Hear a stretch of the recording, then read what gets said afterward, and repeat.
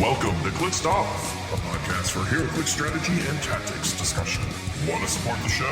Check out patreon.com/ClixedOff. $1 and above allows you to vote on our monthly Patreon segment, and $5 gets you into our Patreon-only Discord channel. Additional levels include monthly practice games and private coaching. Now for your hosts, Daniel Powell, Jason Alvey, and Alex Cruz. Hey everybody, welcome to Clixed Off today. This is your host Daniel Powell speaking, and as you will hear, we have a new intro thanks to Alex. So be sure to check that out for all of our patron stuff. Be the last time I have to mention it at the beginning of the show, so thank you, Alex, for putting that together for us. Anytime. And joining me tonight is Jason. It's almost Wings Day, Alvey. Hell yeah, I can't wait. And also joining me are the aforementioned Alex, the intro man, Coos. Man, now you're wanting me to get wings tomorrow, so now I'm going to have to think about that. Thursday is Wings Day, so... Go find your Buffalo Wild Wings. It's downtown. It's like 30 minutes away. I don't know if I want to drive that far. There's no suburban B-dubs for you? No, there's not. So I'd have to go... There's good wing places closer. There's only like one B-dubs in a large metropolitan area such as that. There's two, but the other one is on the other side of town also. Huh. Interesting. Yeah, there's not any within like 10... Yeah. So... Bummer. Also joining us tonight is the one and only Anthony Barnstable. Welcome aboard, Anthony. Hello. Thank you. So, we have a lot to talk about tonight, namely our stealth unannounced watch list. We were planning on recording tonight about our road to nationals, but that road went from one interstate to a completely different interstate at about 9:45 this morning. The errata and band bomb. The errata and band bomb. If anything, it made our discussion easier on the road, because now it's like, well, we've got clear things to talk about for Modern now. Yes. So, but as a short aside at the start of this episode, there is still some lingering leftover conversations happening from the H4H event. Some of that specifically surrounding Anthony. And, our show was specifically called out for continuing or to stop taking Anthony's support for the show. I have a couple of thoughts to share on that, but we would like to provide Anthony a forum to describe what happened in the scenario during round 4 of the Scott Porter versus the World sealed event. You'll hear it directly from his mouth. No hearsay or rabble-rousers from folks that were not at the event in attendance. Directly from Anthony's mouth, what happened with the piece. So I'll turn it over to Anthony for a discussion or an explanation of what happened, and we'll move on with the show. Thank you for that introduction, Dan. At the beginning of round 4, I was sitting down, the opponents to my left. One of them mentioned they lost a piece, and I happen to have a copy of that piece in my bag, so I mentioned that that piece is in my bag and they can have it, and I gave it to them because I figure any Heroclix player who hears one of their fellow compatriots lost a piece would do the exact same without thinking twice about whether or not they want to help out. And then I just moved on from there, went back to playing my game, and I don't think I ever bothered to even ask for the piece back. Yeah. So, very simply, that is the explanation of what happened. Folks will continue to will draw their conclusions one way or the other. but this is a first-hand experience or first-hand explanation directly from the mouth of the person involved in the incident. Think of and what then yeah, after the game, I go ahead. Later told one of the judges that I forgot to add it. Later told one of the judges I lent that piece to him too. So that way, like, I tried to even like, oh hey, now that I'm thinking about it, let's mention it to one of them. Yeah. So we deal in facts around here. The facts are just stated by Anthony. He let the judges know coming out of that investigation of the round 4 incident between Howard and Jalen.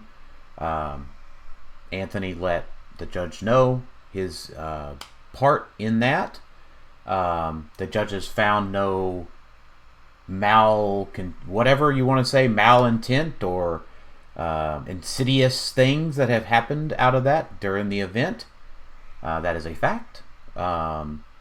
So people will be 50-50 either way. Either this explanation satisfies you or it does not. If it does not satisfy you, I am reading all of the discourse on Facebook about everything, and I want everybody to think how you move the community forward, and then what would make you satisfied, if anything, with Anthony, Howard, Jalen, any of these other people. Do you want to see a public flogging? Do you want to see them apologize? Do you want them to cry tears? How about this? At the end of the day, you think of your fellow human being. If you think that Anthony has stumbled in this case, if that's what you think, I want you to think about how you would reach out, help your fellow human being, and move along with the situation. Because we have nationals to prepare for. You know, we have to be friends, you know, or maybe not friends, but we need to be nice to people moving forward. We have to interact with everybody in the game moving forward at the next event. Let's move along. Help your fellow human being. If you think they have stumbled, help them unstumble. That's it. Jason, Alex, do y'all want to add anything to that? Not really. I mean, it's some people like drama, some people like pitchforks, and they like to sit back and type things on the internet and forget that this is a game we sit down and play. And people make decisions you might not agree with in the moment, and that's okay. You could disagree with them, and you could choose not to associate with them or whatever, but there's no need to try to drive public opinion one way or the other, right? At least in this type of game and in this kind of instance. Yeah. I don't think it betters the game. It probably scares people off seeing this type of stuff, and it's honestly exhausting. It is, and just to keep reading all of this stuff. And I've seen people post that. Sorry, Jason, real quick. I've seen people post on Facebook now that they are afraid to attend H for H, which is absolutely heartbreaking to me, because Heroclix for Huntington / Rock Cup is one of the best weekends in all of Heroclix for the entire year. It is a fantastic weekend, and frankly, I'm tired of talking about it. Get everybody that's a rabble-rouser and wanting to have all this stuff, make your point. What do you want to happen? If it can't happen, email, call, whoever. But you've heard it here first. I'm tired of talking about it. We have a good solid hour and a half here to talk about erratas and stuff. So Jason, go ahead.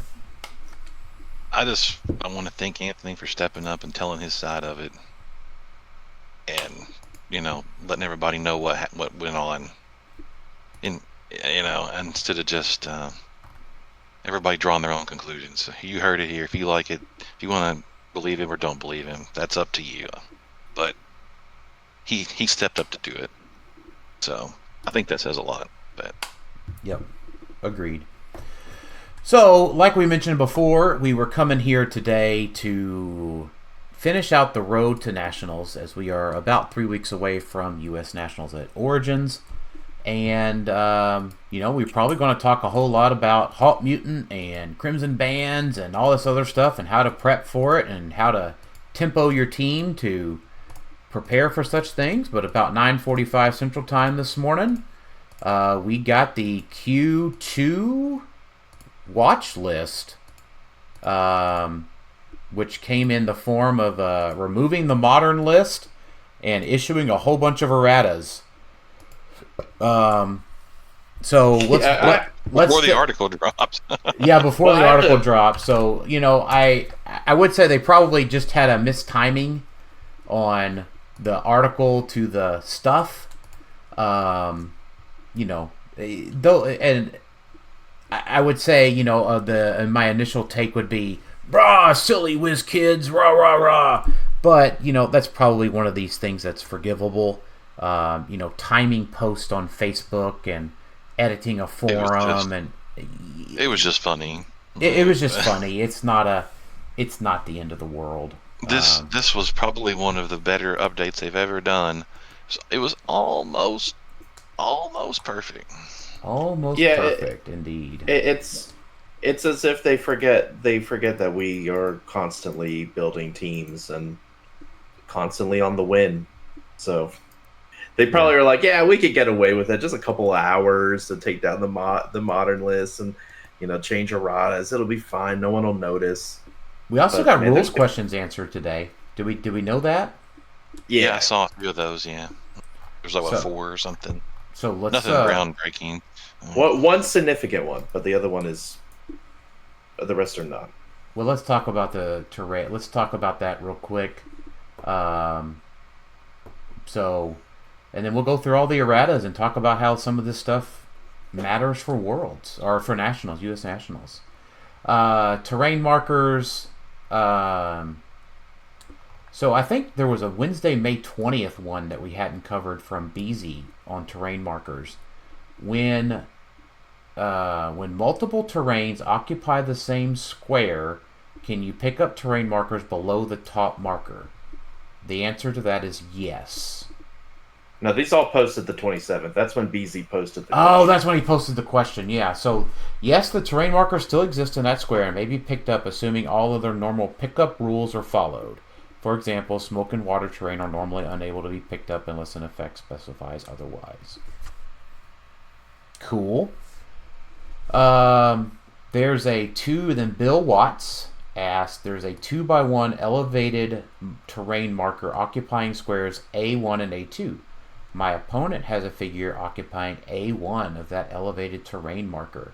Can I use telekinesis and place the marker so now that it occupies squares A1 and B1, the opposing figure is still on the marker in square A1? Does it take damage from falling?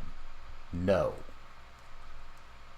So basically they're just shifting the elevated, but keeping it effectively under the figure, one square of it, and they're just kind of turning it. So I think that affects kind of some of the stuff folks were doing with Hydra, where they were just like flipping the terrain around to deal the damage to trigger his regen.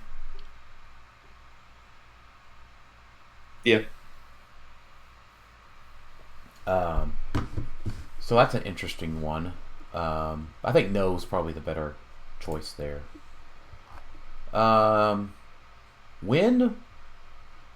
When Poison Ivy, the next one is on the Iconics Poison Ivy. When Poison Ivy uses a trait and there's a friendly plant marker underneath a terrain marker, can she generate the new plant marker within 4 squares of that marker? Yes, the plant marker still exists in that square, even if there are other terrain markers above it. But I guess it wouldn't have its effect? Is that what we're reading? Yeah, I don't think its effect is active, but it's still there, so she could just make it forward out from that where. That's what it's saying. Interesting. Anthony, what do you think about that one?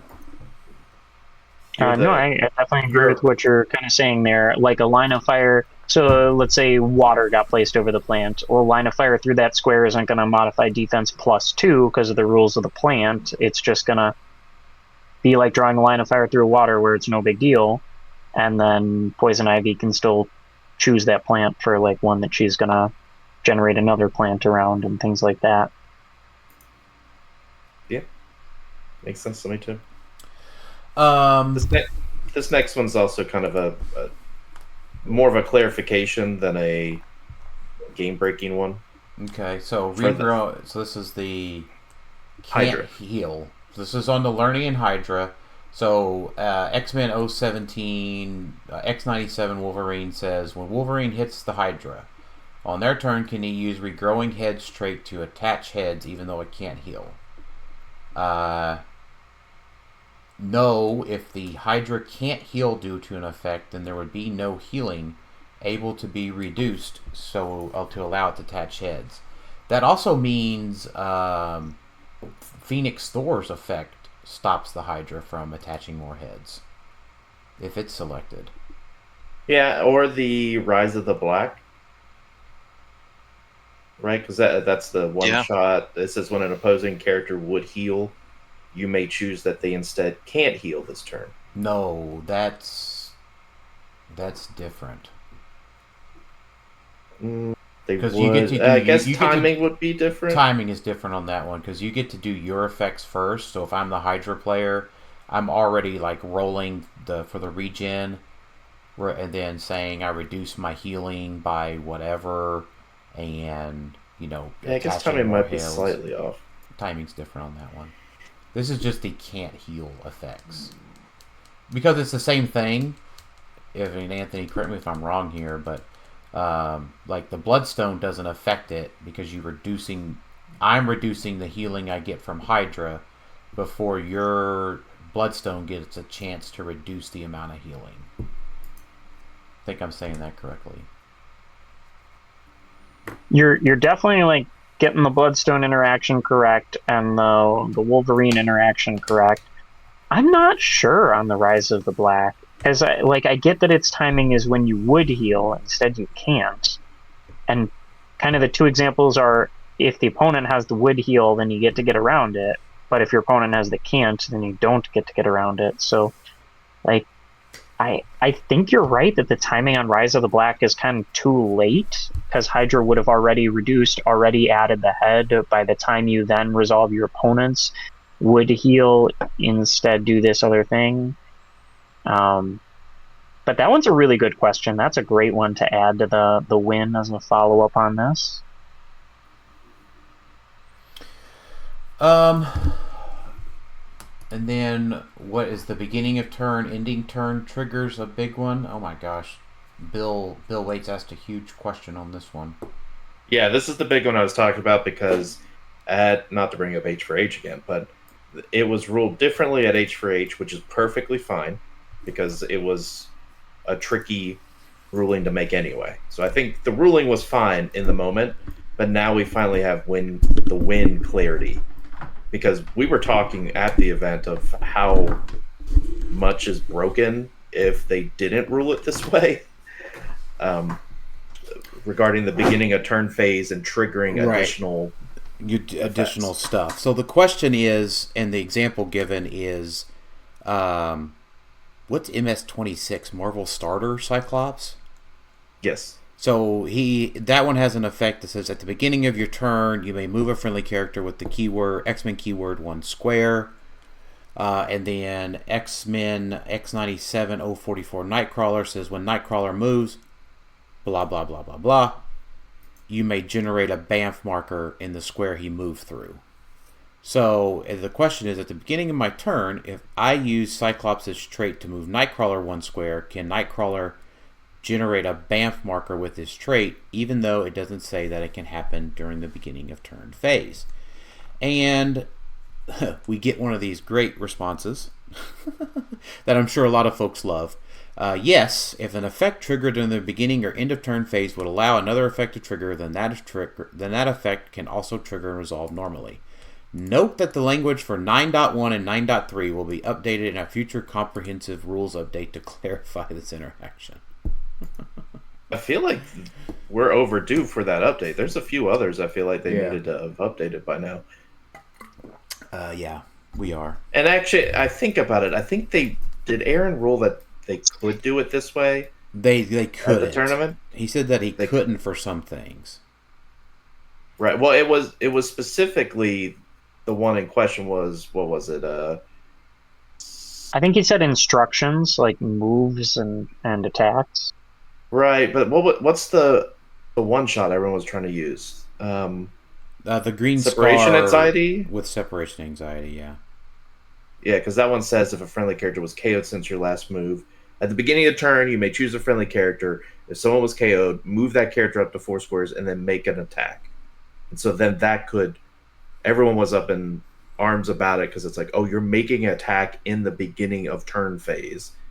How does that work with all these interactions? Because does it have to say beginning a turn for certain things to trigger? And if it doesn't, that means you don't get this roll, you don't get stop clicks, you don't get this, you don't get that. It kind of spiraled into oh my goodness, how did we not know this before? And this kind of shuts that talk down of, no, things still activate and resolve like normal. Just play it like normal. Don't overthink it with the beginning of turn stuff. Yeah. And then, wow, I didn't know that. I was kind of reading these new because I didn't realize we got a rules update too today. So nothing terribly impactful there. So I feel like we should go modern list next. We should definitely go modern list. Are you wanting to deal with the bands first?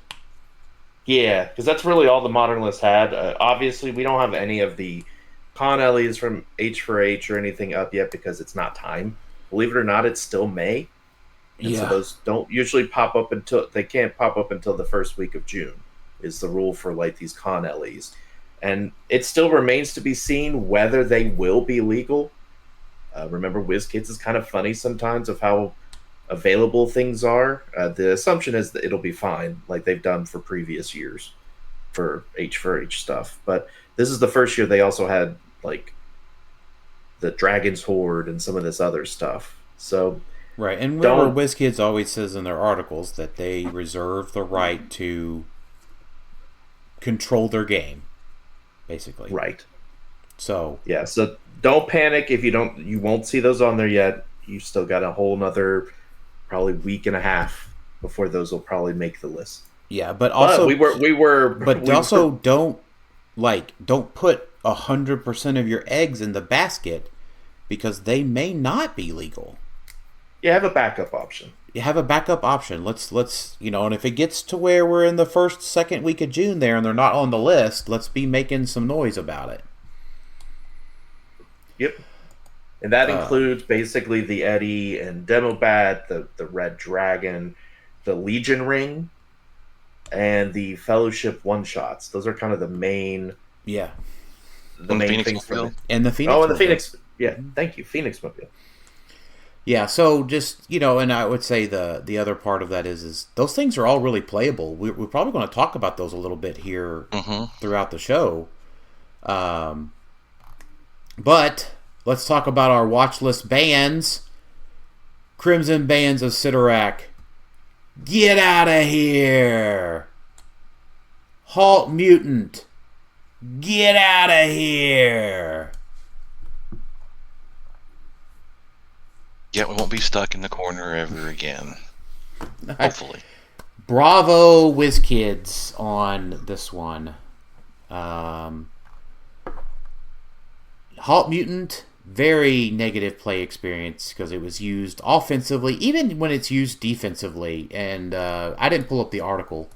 Alex, do you have the article up? Do you want to talk a little bit about what they said in the article about banning those two? Sure, I can, yeah. Did you have the article up? I just assumed that you did. Yeah, I've got it up. So for specifically Halt Mutant, it's... Well, they didn't... They talked Halt Mutant and Crimson Bands in one explanation. And they say, early in the design of one-shots, the team concepted them as a way to answer a common fan request of getting more turns into each game of Heroclix. I don't really get that, but special attention was paid to tuning up defensive one-shots so that players could enact temporary defenses to protect their teams as they got into the fight. However, some of those effects overshot the mark and made it frustrating to engage. These two one-shots are especially notorious for that, and so we are removing them from the metagame. Yeah, I'm okay with that. Yeah, the explanation isn't the best, but I mean, it fits more Crimson Bands than Halt Mutant. Yeah, I think WizKids just didn't anticipate people were going offensive with Halt Mutant, and that's where the issue comes up more than not, in my opinion. Yeah, is when you just first turn or second turn, whatever, cross map, Halt Mutant, tie up the team. Like, it's meant to be defensive, not I shut you down, you don't get a turn. Unless you happen to not have someone with special powers. They were definitely right. They definitely got more turns in the game. It's just some of those turns you didn't do shit because you were stuck. Thoughts, Alex, Jason? Fine that they're gone. Oh, sorry, I meant Anthony, Jason. Anthony, Jason.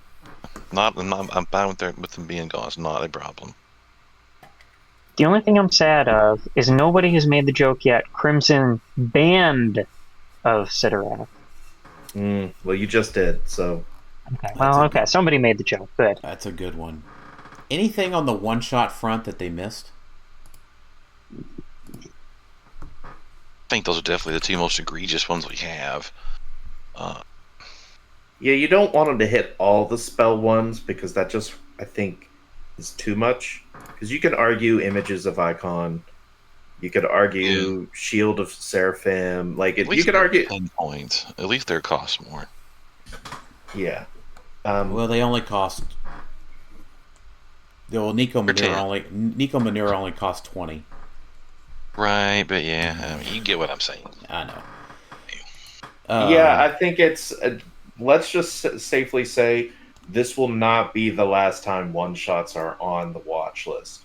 This is just the first of many. Because now that two of them are off of everyone's lists, people are going to find unique ways to be like, Alien Hunger's great, I'm going to do that. Or, I mean, everyone plays Life Foundation now. I mean, the Venom ones just felt a lot different to me than the previous ones. Yeah. But the cool thing is most of them are 5 points, and they're not as nasty. But you still have some pretty nasty ones, like even nasty in a more defensive way, which is what I think WizKids intended, right? So for something like Avengers Charter, can be incredibly annoying to go against.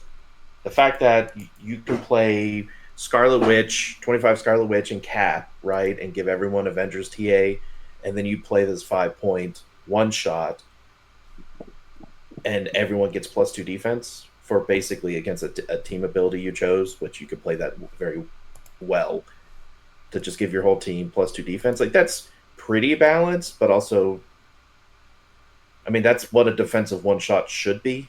Right, it's not necessarily a get-out-of-jail-free card, and you have multiple of them. It's like, okay, you still have a chance to hit my characters. It's just now I have a +2 everywhere. You have to be lucky, as opposed to Crimson Bands, where it's like, nah, all these people have immune. Good luck. Yeah, I agree. All right, so I think we got a really good errata on the next 4 group of figures. So, Spirit of Vengeance Red Hulk, Gauntlet Spider-Man, Loki Sorcerer Supreme, and Prime Venom all got the damaged by damage from an opposing effect added to their stock clicks or their trait. This was probably a big one. This was pretty big, right? A huge one. Is this the first time that a figure has gotten 3 erratas? I don't know. I get like 3 erratas. I can't comprehend that, so I'm assuming it only Yeah, has one. we were told we couldn't handle that in a previous watch list, but here we are. Yeah, we were. I think Charcoal from Sinister may have, over his lifespan, gotten 3 erratas, which were, he has the boot speed symbol, he has the wing speed symbol, he has the boot speed symbol. Yeah, not exactly the same vein. I'm Okay. pretty sure Jakeem Thunder got hit like 3 times. Probably. Oh, did he? He definitely got watch listed multiple He times. got hit more than once, I know. At least twice. I thought it was 3, but it's been a while. I may be mistaken, but I think he got hit at least twice. Yeah, I think. I can't imagine Thunder strikes 3 times. Yeah. They kept changing like what powers he could choose, and like, oh, you can only choose one of these powers, and like they kept limiting the list or something like that. But This is probably what should have happened at the beginning. And SOV wouldn't have needed 3 erratas. Or gotten 3 erratas. Yeah. I mean, these were necessary changes, as disappointed as I am with like the Loki one or the Venom one, because I do think it's a little bit of ingenuity to be able to pull some of that stuff off, and I think players should be rewarded for ingenuity. It's just these powers were a little too strong for that ingenuity. That I think that's the bigger issue. I don't think the issue is like, oh, they should be damaged by opposing effects.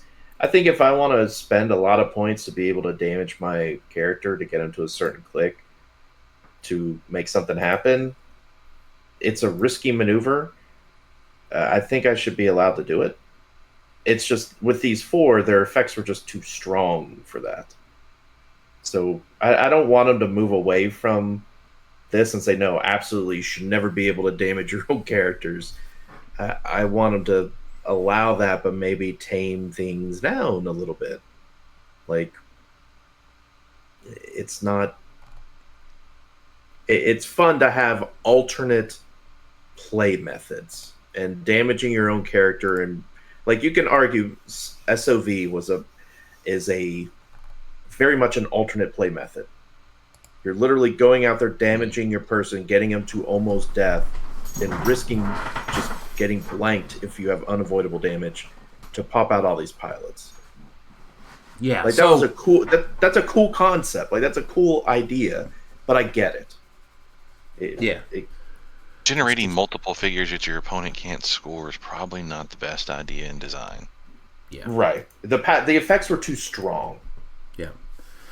So Sable Win asked me, specifically I guess, as the de facto SOV player, can he be salvaged or are you jumping ship?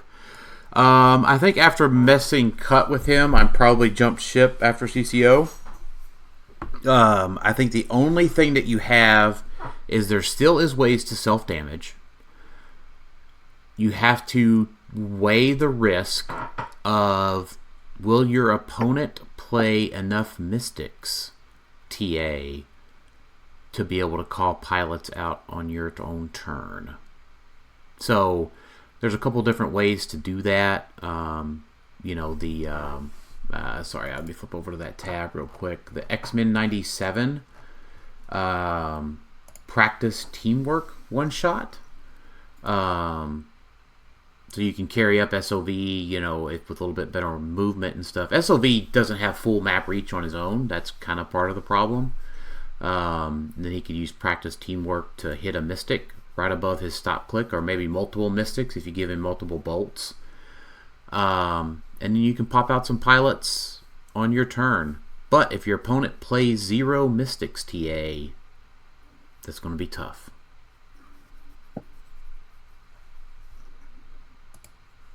Yeah, and the question was raised, at least in our local chat about this, and I wanted to at least bring it up with SOV with this wording, because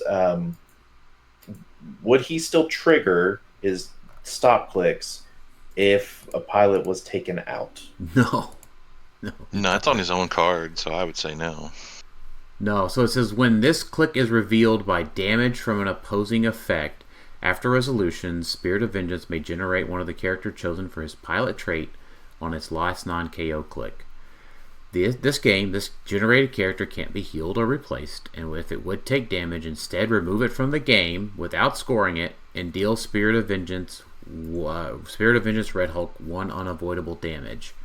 The damage is triggered by, if it took damage, but Spirit of Vengeance is triggering that on himself, not an opponent's effect.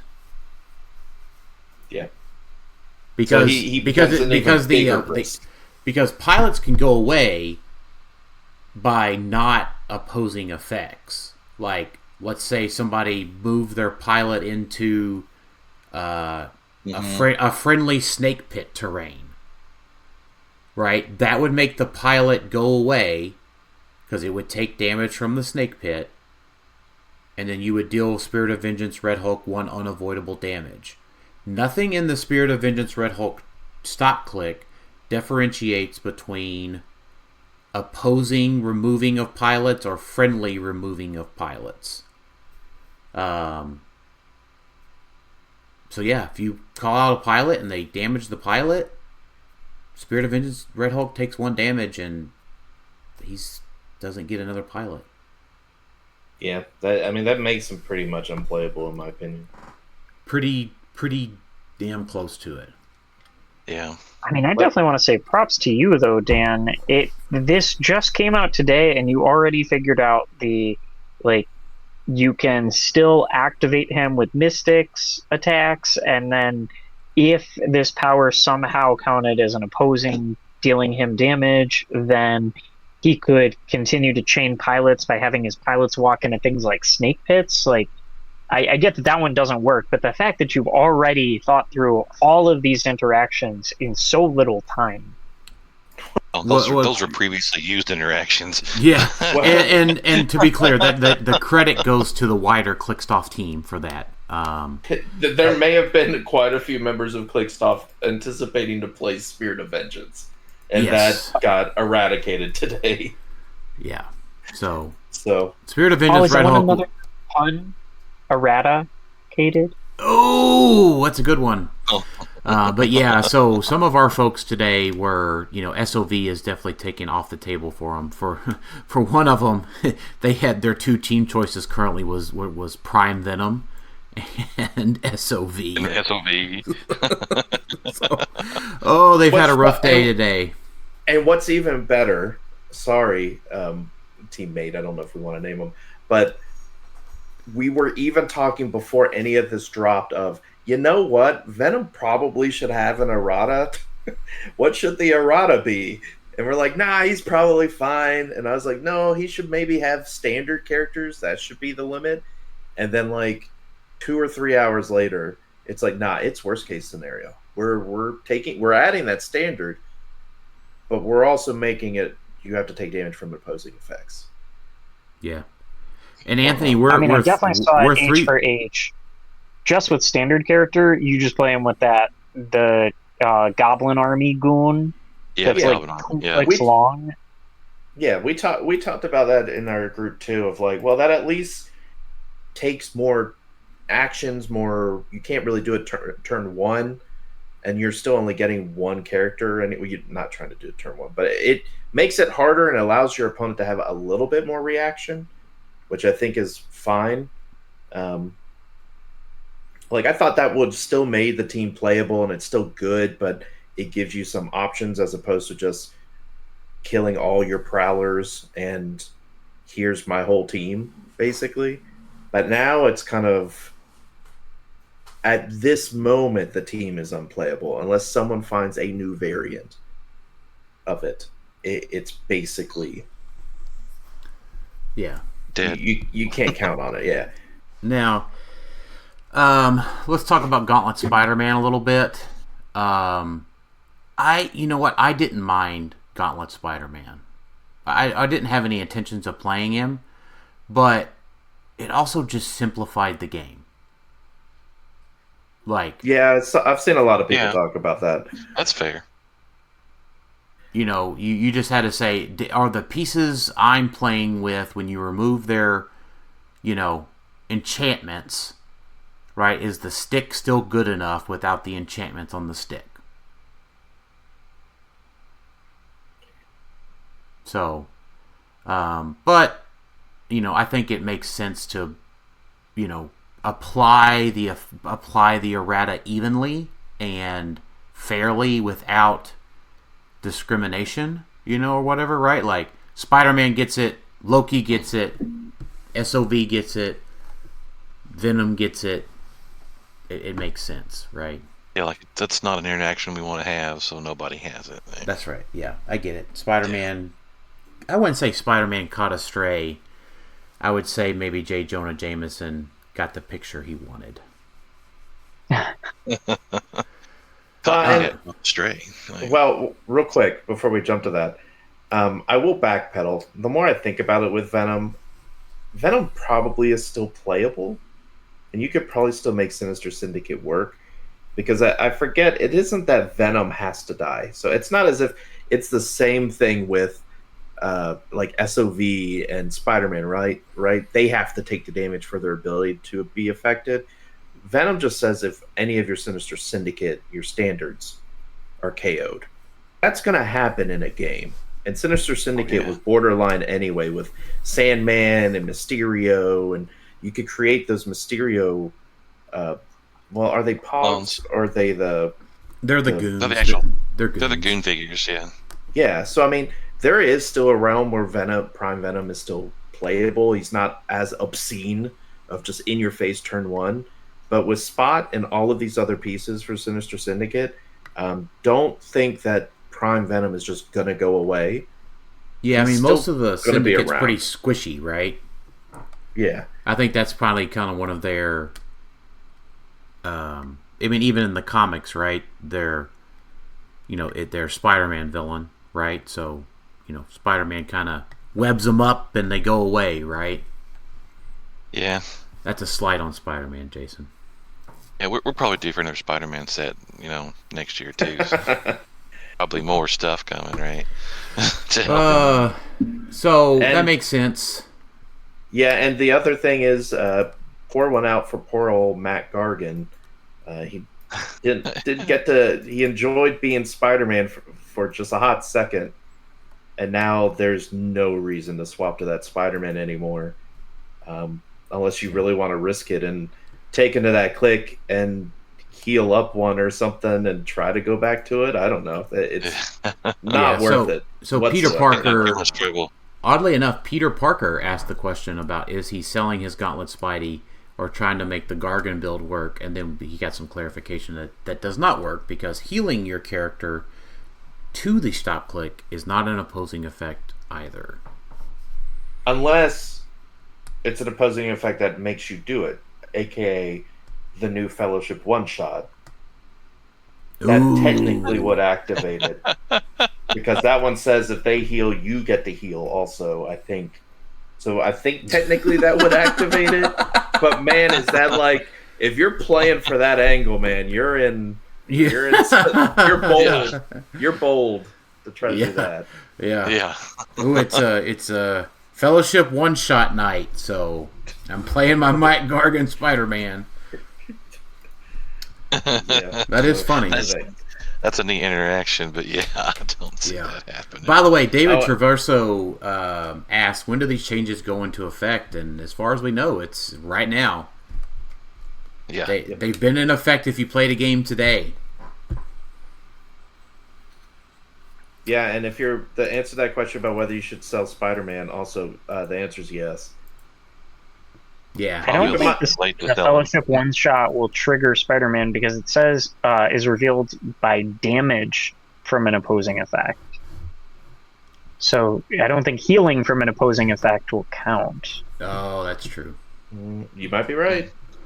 Darn, that one very isolated interaction doesn't work. But I do like the humor of, like, Peter Parker of all people being like, so what about that Spider-Man guy? Anyone have thoughts? Yeah, that's not suspicious at all, Peter. Yeah. All right, let me see here real quick if there was any other questions. Ben Groenhide does ask, Do you think Spirit of Vengeance previous errata was necessary now that this newer one has completely neutered him? No. Yeah. Do I think it's necessary? Yeah, probably. The problem is like from a playability perspective, I love the instant poppability of pilots, but that causes problems. It just really causes too many rules, interactions, problems when a character spawns into the game during a flurry. So while I love Spirit of Vengeance, and I'd rather for him to still be playable, I loved crapping out 1,200 points of pilots. Removing the after resolutions and changing it back to instant, unfortunately, causes too many rules problems. I think a good segue is for you to read Ethan Jacobs' question. Yeah, so the next question from Ethan Jacobs is, Dan, do you regret acquiring all the Tri-Sentinel Legacy cards? Oddly enough, as the strays were flying around the Heroclix errata discussion, Tri-Sentinel caught a stray, but it was more like a BB. Like a... Well, if you will. So what did you say, Jason?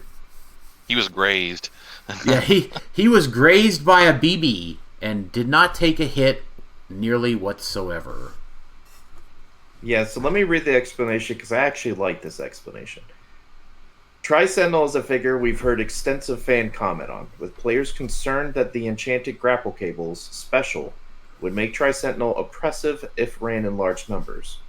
While we haven't seen this in practice yet, the WizKids team did determine that this was a likely enough outcome, so with this errata, we're removing much of the incentive to run a Tri-Sentinel squad.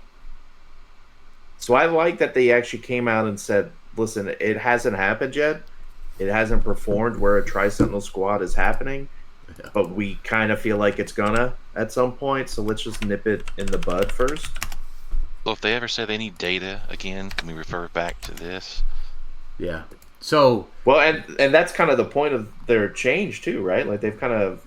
That's why they're not doing this... Here's the watch list. 2 weeks later, we'll send it out. Yeah, there's no more, hey, we're looking at these figures, and then 2 weeks later, we're telling you what's happened. It's just all happening at once. Yeah, so... I like that. I like that change. I do. I like that a lot. Here's the deal. Tri-Sentinel has this other trait that's a Juggernaut altered by magic. Once per turn, when Tri-Sentinel destroys one or more pieces of blocking terrain, after resolutions deal 1 penetrating damage to an opposing character within range and line of fire of Tri-Sentinel. As a matter of fact, I think I am the only person at CCO that played greater than 1 Tri-Sentinels. And do you know what happened when there was Tri-Sentinels wiggling their 6 arms at my opponent, daring them to take a free action? Do you know what happened? They didn't do it. They just didn't take the 3 penetrating damage. But what they did do was take 3 penetrating damage when I sidestepped through blocking all 3 of my Tri-Sentinels. Which is the trait that should have gotten the hit, not the other one. Which is what he did in his old version, too. Yeah. He did it every time he moved. So he could do it with a sidestep and a ping. But that's just my opinion, was they just missed it. They should have done the other trait, too. They should have done both, not just not do the free action one. Yeah. Yeah, I'm a little perplexed on why Tri-Sentinel, that multi-Tri-Sentinel thing hasn't taken off. Because it was too scarce to take off. Yeah, too expensive. No, you just don't see a lot of them either. Not only were they expensive, you didn't see a lot of them offered up. Mm-hmm. Yeah, I mean, I'm not going to mention the fact that I pulled this legacy card and a duplicate Loki, and both of them were eroded the next day. Yeah, thanks. So, unfortunately, I can't pull Beetlejuice, so I don't think that pulls the same weight. Yeah. Yeah, I'm after Beetlejuice escaped this yet again, I'm pretty convinced that Michael Keaton's nephew is working at WizKids and writing all these changes up. has to be the explanation. Like, Yeah, got the fix in.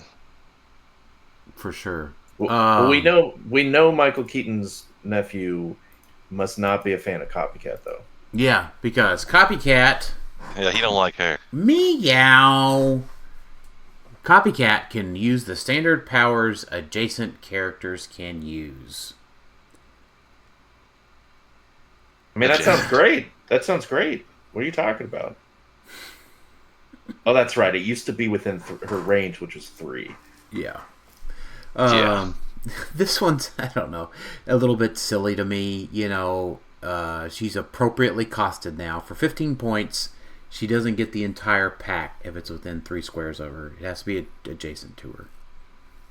And she still gets to do the Life Foundation trick. She still gets to do all the Unstoppable one if you really wanted. Like, they didn't nerf that. They just made her range smaller.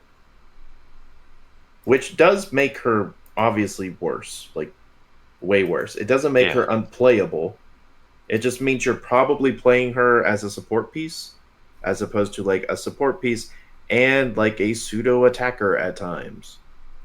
So like you could stick her back there with your 25-point Scarlet Witch, so you have double perplexes and all this other stuff, right? Like, she's still fine for 15 points. It's just she's going to be a lot trickier to work out, and timing's going to be harder to work out too because of adjacency and having the power and how things resolve. So it's unfortunate, but probably necessary. Yeah, it's necessary in the least. It's got Degaton vibes, if that makes sense. Like, they felt like, oh yeah, everyone feels like they got a player, because also she doesn't break theme team, so that's probably an easier reason too. It's like because she's a Pog, she doesn't break theme, so she could just go on every team and double up her support powers. They didn't like that he discouraged playing theme teams or whatever. Yeah. She doesn't do that.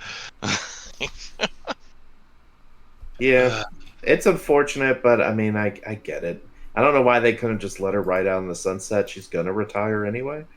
Yeah, man, we got that, answer for other things already, so why not?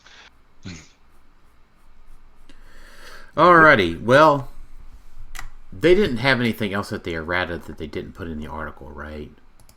Not that I'm aware of. Okay.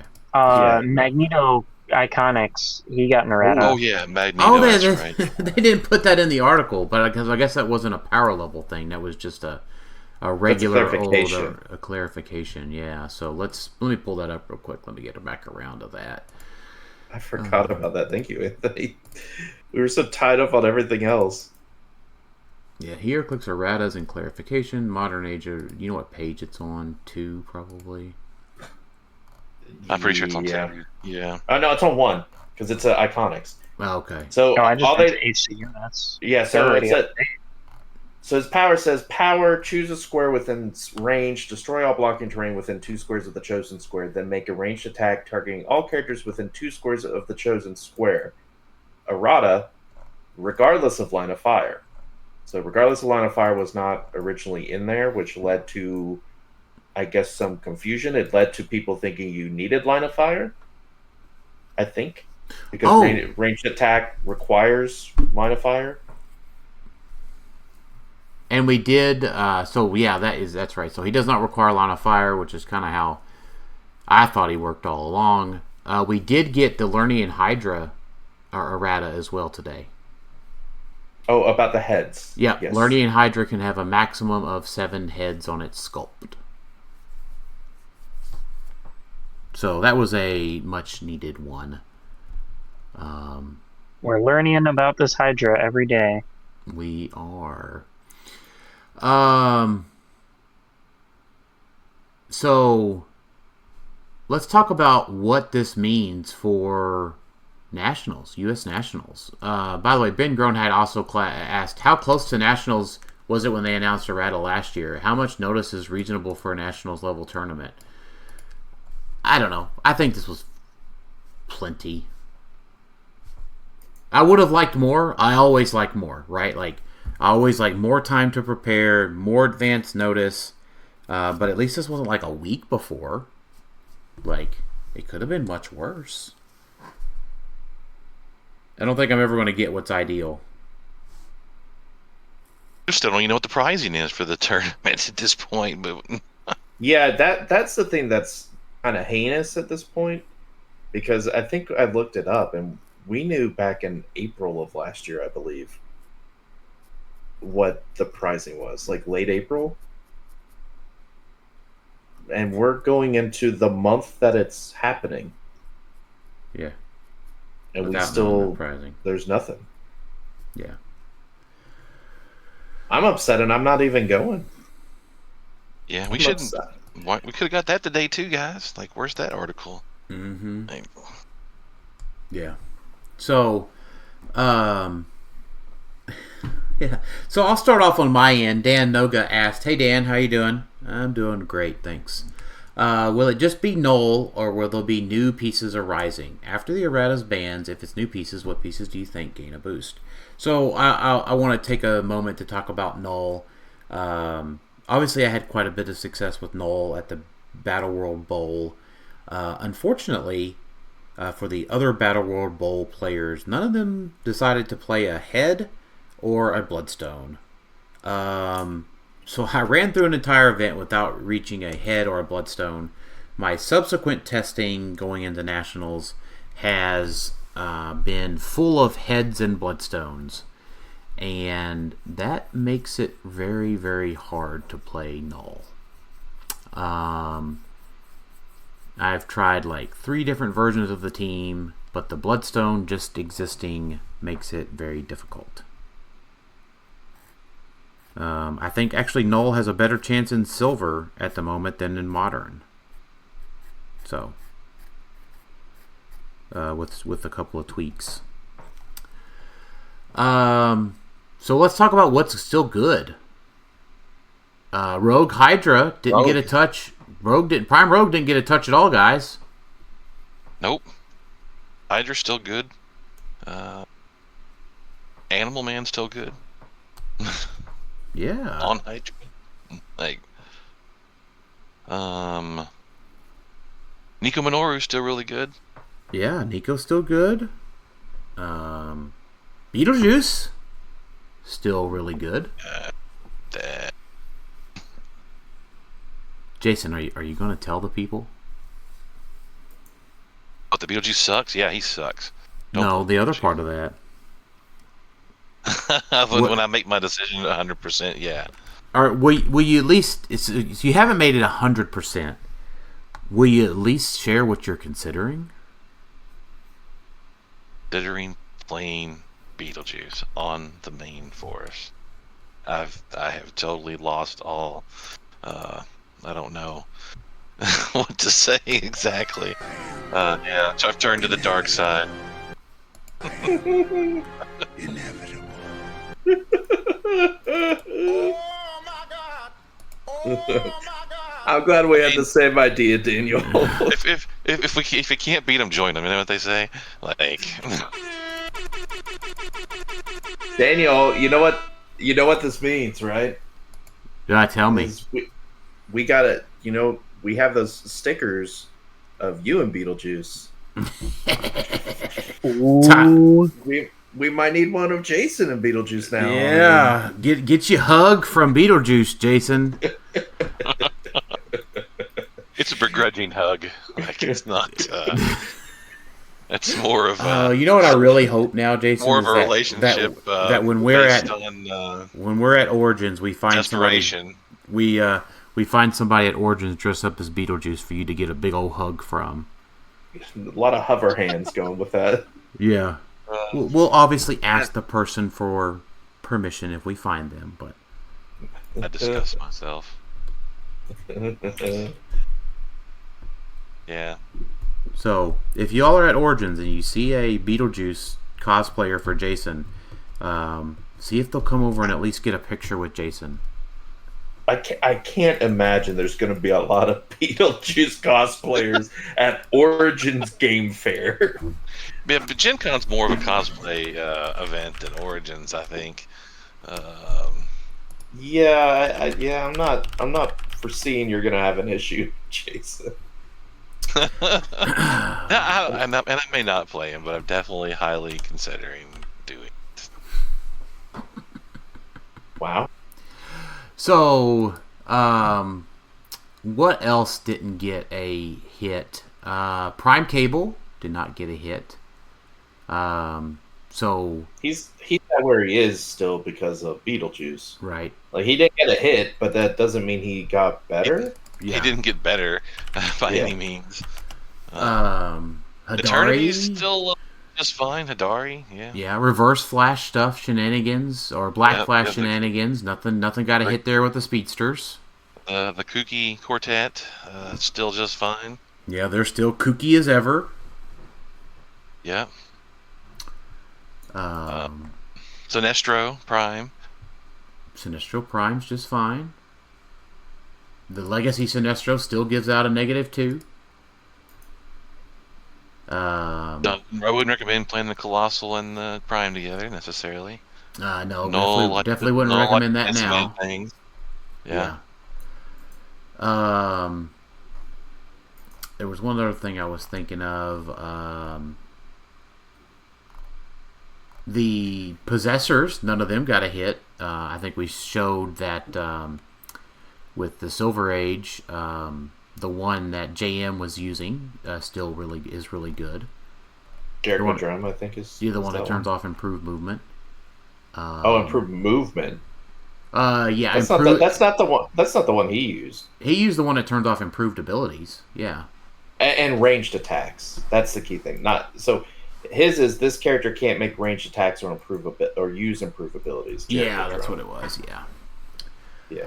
I think that destroyer equipment might still be playable. Yeah. Yes. Yeah. Somebody. I'll share this with you all. Double Allan Scotts and a Mogo didn't get a hit, and I'll share this with everybody on the show. Theo has now been playing with us, and one of our locals, one of our team members / locals, Ezekiel's been playing double Allan Scotts and a Mogo. And Theo was fully understanding that when he played Ezekiel, he read the card of Allan Scott, and Theo will be 7 next week.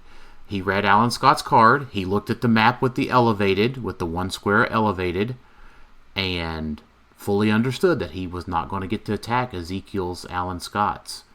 However, this past weekend, Theo comes up and asks me, "Hey, Dad, do we own double Allan Scott's and a Mogo?" I'm like, "We sure do, buddy." He says, "Do we have the cat map, Dad?" I said, "We sure do. What are you thinking, buddy?" He says, "Can I play it? I want to give Ezekiel a taste of his own medicine." So, after today, double Allan Scott's and a Mogo with the cat map did not take a hit. I think that is, if anything, it got a little bit better, maybe. Because all of the one-shots, the Crimson Bands and stuff is gone. So... Yeah, I mean, if you're struggling, like some of our teammates, you don't know what team to play for Nats, don't forget we had all of those regionals in April.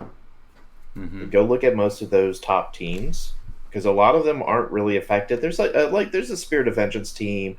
There's a Prime Rogue team that had the 5 or 6 Tri-Sentinels, so you wouldn't want to necessarily play that version.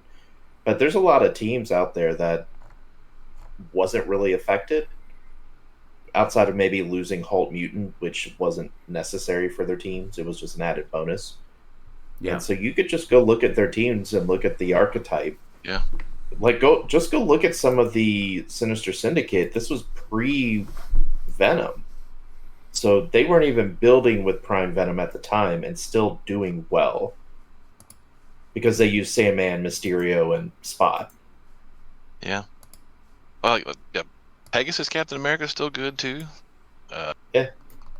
Chair Panther didn't get hurt at all. He's got less things he has to keep away now. Mm-hmm. Anthony, what would you play today?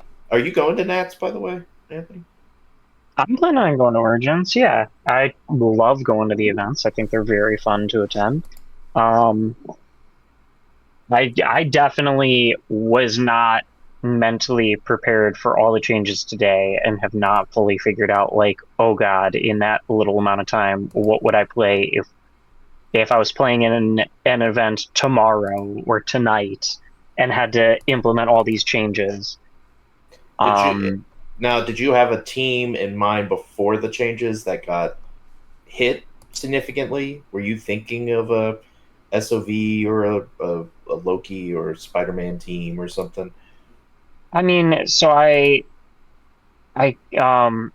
absolutely took part in the live charity auction, and there was a fantastic prize in that charity auction that was like perfect for me and my girlfriend, that included the Taking the Reins Scott Porter.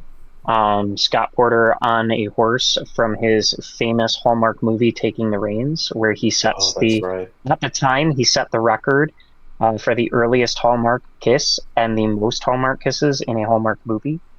And it was on a Spirit of Vengeance Red Hulk dial. So I was like, I would absolutely have to play that figure because I own it. And now definitely whatever the team was with that has changed. I don't know what it looks like anymore, but that was definitely what it had to be. That's a bummer. I didn't know those records existed, or that he was even in a Hallmark movie. Yeah, and he said it was one of the earlier movies that his kids saw him in, and their first response was, "That's Daddy, and that's not Mommy." That's so priceless and cute. Wow. My wife usually enjoys a lot of Hallmark movies, and I haven't seen one that he's been in that she's watching. That's Yeah, so it's called Taking the Reins. He is a divorced ranch hand, and he trains the horses, and this woman who is the woman he divorced is going to lose her farm unless they win this horse competition, and they have to get him to train the horse, and they fall back in love. It's just a classic cheesy Hallmark plot where you can predict every plot point that's going to come, but yeah, that's what they're there for. I own it on DVD if you ever want to sit down and watch it together. I'll have to consider that, yeah. Oh man! So the next the WizKids presentation at Worlds is surprise. We get to watch a Scott Porter movie together. Ooh! You should bring that to Worlds and just see if they could stick it in one of the laptops streaming or whatever. That'd be funny. Yeah. It's better than watching the same 5 unboxing videos over and over. That is true. Let's go through a few more questions here. So Joseph Alger, I didn't think I specifically did yours. How do we like the changes? I think we're pretty much okay with most of the changes today.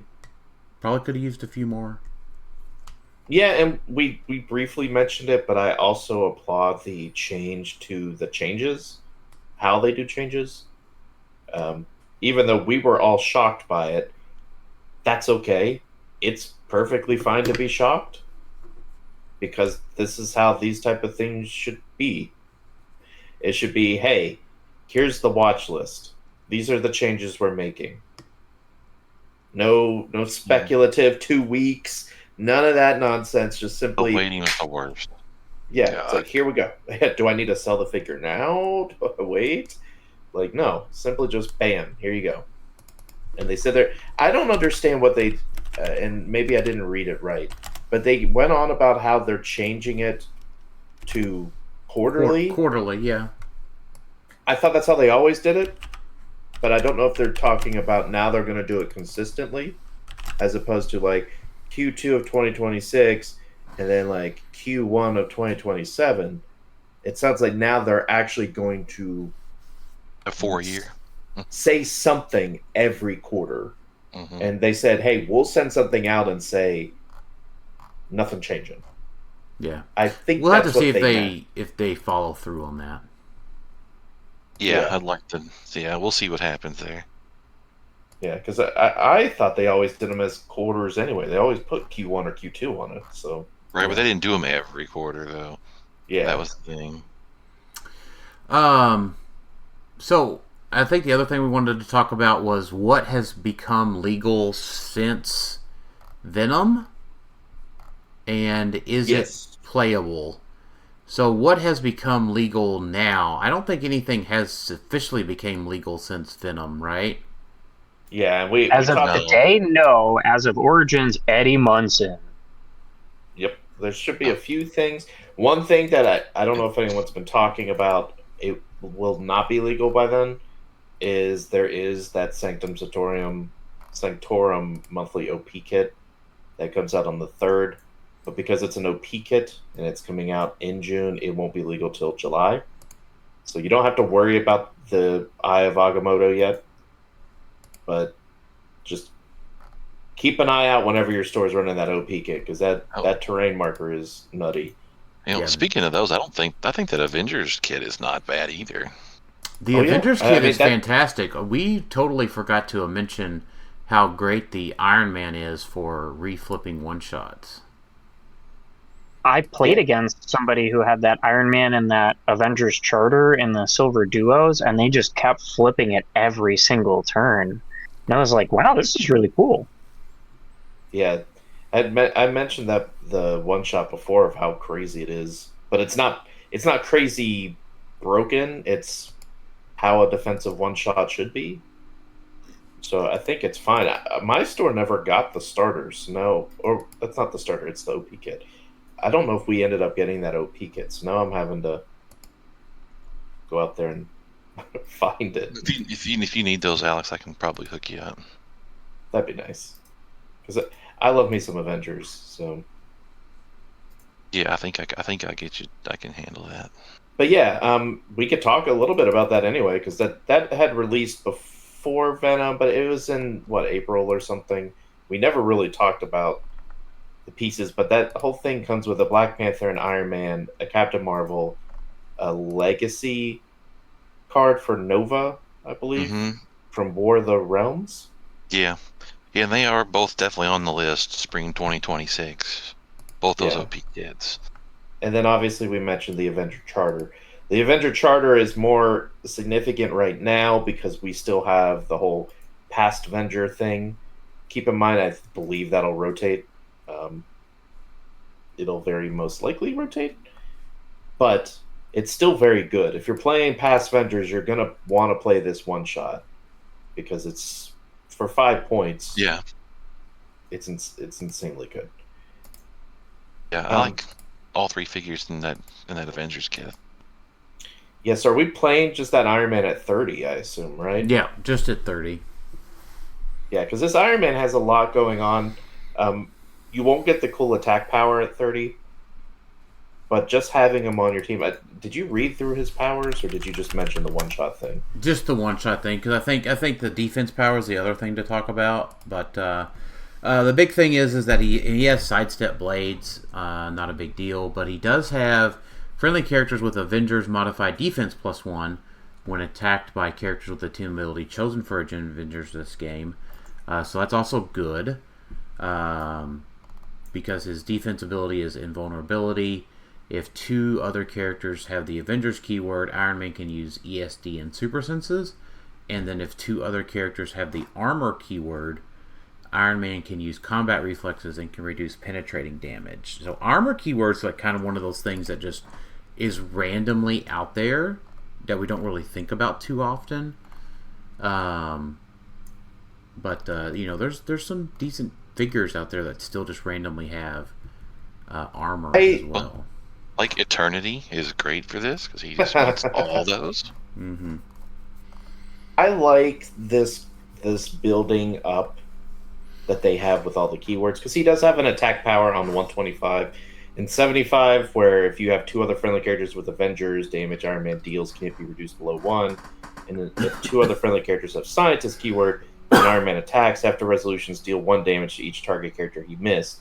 So it's like an added thing where, hey, if you build this team very, very specific, Iron Man gets a lot stronger. He's overcosted at 75, but it's cool. Like, it's a cool design, like, concept that I hope they repeat. Yeah. On other ones. And then when a friendly character with Avengers is KO'd after resolutions, you may turn down a face down one shot face up. So they were playing it with the Kooky Quartet, right, to give all the team members Avengers team ability. Yes. Yep. Black Panther's okay for 50 points from that. He has leadership willpower when he uses either and succeeds. You may choose that this turn, friendly characters replace their speed, attack, and damage values with his printed values, which he has a 12, 18, 3 damage, and 8 speed. So you're going to have to build... Luckily, it's a May. You'll have to build very specifically with him. But, I mean, Eternity doesn't mind that. No. Because you would replace and move Eternity to a 12 and then Perplex up if you need to. Yeah, that's a nice combo. And Captain Marvel, I don't know how to feel about every stop click she has. She has like a ton of stop clicks, but it's only once per turn. But yeah, Nova's not very good either for a legacy card. He's okay. He's got that awkward Pensai close combat expert because he's a Nova core, so he runs through things basically. So it's a little awkward, but that is a great direction. Like, I love that they have a legacy card in there. I love that they did a one shot. It's the way they're kind of redoing these OP kits is like trying to spice them up a little bit and make them a little bit more interesting.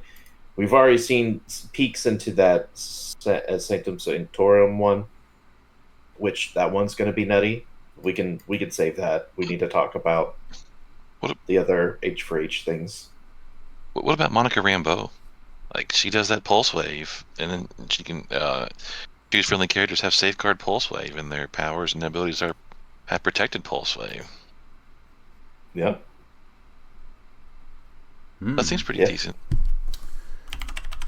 I like pulse wave. What does she do? 85 points. That's tough. Yeah, she's a little bit costly. Yeah, pulse wave. When Monica Rambeau uses it, she's 1. She instead has a range of 6. Or friendly characters have safeguard pulse wave, and their powers and abilities have protected pulse wave. She not know how to take a punch? She's got Avengers and Ultimates TA. I don't think she's horrible. Does she not know how to take a punch though? Am I missing something? Should my 85 point piece have a reducer? Probably. You're not going to be able to punch. She's pulse waving you. Yeah, she's made of light. You can't pulse wave. You can't punch her. Yeah. Right. Yeah. All right. What else? The H for H stuff. So we got the dragon. Let's talk about the dragon. Rawr. Yeah, the young red dragon. Now keep in mind that whole kit isn't just the dragon. It comes with a dragon. It comes with an object, the little egg, the wormling egg, I think is what it's called. Is that right? The red dragon egg.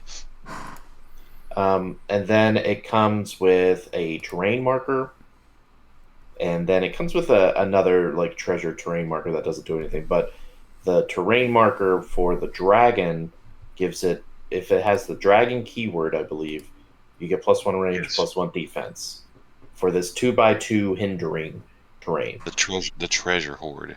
Yeah, yes. So like Eternity now has +1 defense and another range, so he has 13. Yep. Yeah, and +1 defense, which doesn't hurt him at all. Yep. And that just came in the kit. I don't think they previewed that when they were originally talking about it. I think they mostly showed the dragon. So that was a nice surprise. And even the object itself, the egg, I actually really like the egg. It's just a terrain marker. Yeah, so the red dragon eggs at the beginning of your turn roll a d6. On a 6, generate a character with Wormling in its name of 10 points or less. So you can get a red Wormling with Energy Explosion, Precision Strike, and Enhancement. Free. Yep. Ain't bad. And it Yep. did Now you come with gotta- a special object called the Treasure Chest that was 0 points, but it doesn't do anything. So I think that might be a misprint. Yeah, I think it's just supposed to be an object. It's a great kit. The Red Dragon himself, it comes at 300, 200, 100. You're likely only ever playing him at 100. And at that point, he's I think, very playable. As a trait, opposing characters within range modify attack -1. Young Red Dragon has Safeguard Outwit. He has a 6 range. 2 targets. Another trait, Poison Sidestep. When Young Red Dragon uses poison, opposing characters within range are considered adjacent to it. So everyone within 6 gets poison. Pretty sweet. He has a constant Gets 19 poisoned. defense for 100 points. That's good. He's at 11 for 4. You don't get his breath attack until later.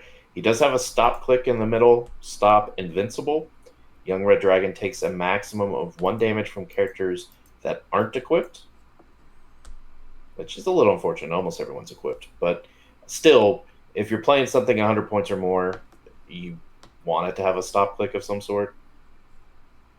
So having one that also has Invincible is nice. Makes So sense. I mind it for 100 points. Right now, it's hard to compare because you look at Prime Rogue, who's also 100 points, and you're like, well, there's no comparison. Prime Rogue's way better. But I think this character has potential and some shenanigans you could do. You know, if you can ever get it a red ring somehow, so that his poison would be penetrating. I mean, that's going to beat some people up. A 6-range poison, and you're just poisoning everybody. Mm-hmm. Yeah, that's doable too. I mean, it's not hard. It's not super hard to do that. Yeah. So I like him. He's not one of those iconics or he's not one of those that is you're just wanting it for the sculpt. He's actually playable. At least I think so. I guess, you know, soldiers maybe good. Rex Strickland giving soldiers symbiote, and then Flurry. There could be something there with those. I haven't really explored that yet. Oh, you mean for Nats? Yeah, for Nats, yeah. I thought you were trying to talk with Young Red Dragon. I was really confused. No, I mean, I was just still discussing stuff for Nats. I thought that's what we're doing. Oh no, I think we were going to go to the next thing. The kit. The Eddie. Yeah, because that was the. Where's that one at on the list? Is there a I Strange don't know. Tales? I mean, it's very playable for Nats if he's legal. Yeah, we're working on that. We're talking about these under the assumption that they're playable. There is a good chance they're not, or sorry, legal, but there is a chance that they're not. They should be, in theory. They should but be. But once again, WizKids has the right to choose what goes in their tournaments. So as Anthony mentioned, Eddie is good. I know, but Basically- what set is it under? That's what I'm trying to find. WizKids. I went under newest 100 units, and he's in there. Oh, I was trying I to figure couldn't the find him search. otherwise. He's under WizKids 2026. WizKids 2026. There we go. So let's Yep. just talk about a couple of the other ones real quick before we talk about the cool one. Jim Hopper. We got him. We talked about Jim Hopper and the Demo Dog. They came out in Florida, right? Yeah. So we didn't. We already talked about them. Demo Bat and then the Demo Bat Bystander. It came in the Eddie Munson kit, right? Yes. Is Demo Bat playable? 50 points for 4 clicks. I am thinking no. Maybe not, but he is mystical, so you can play some of those one-shots. He has Charge, and also a trait, Charge. When an opposing character within 4 squares is given a costed action, after resolutions, generate a Demo Bat bystander within 3 squares of Demo Bat. max 5. He has another trait.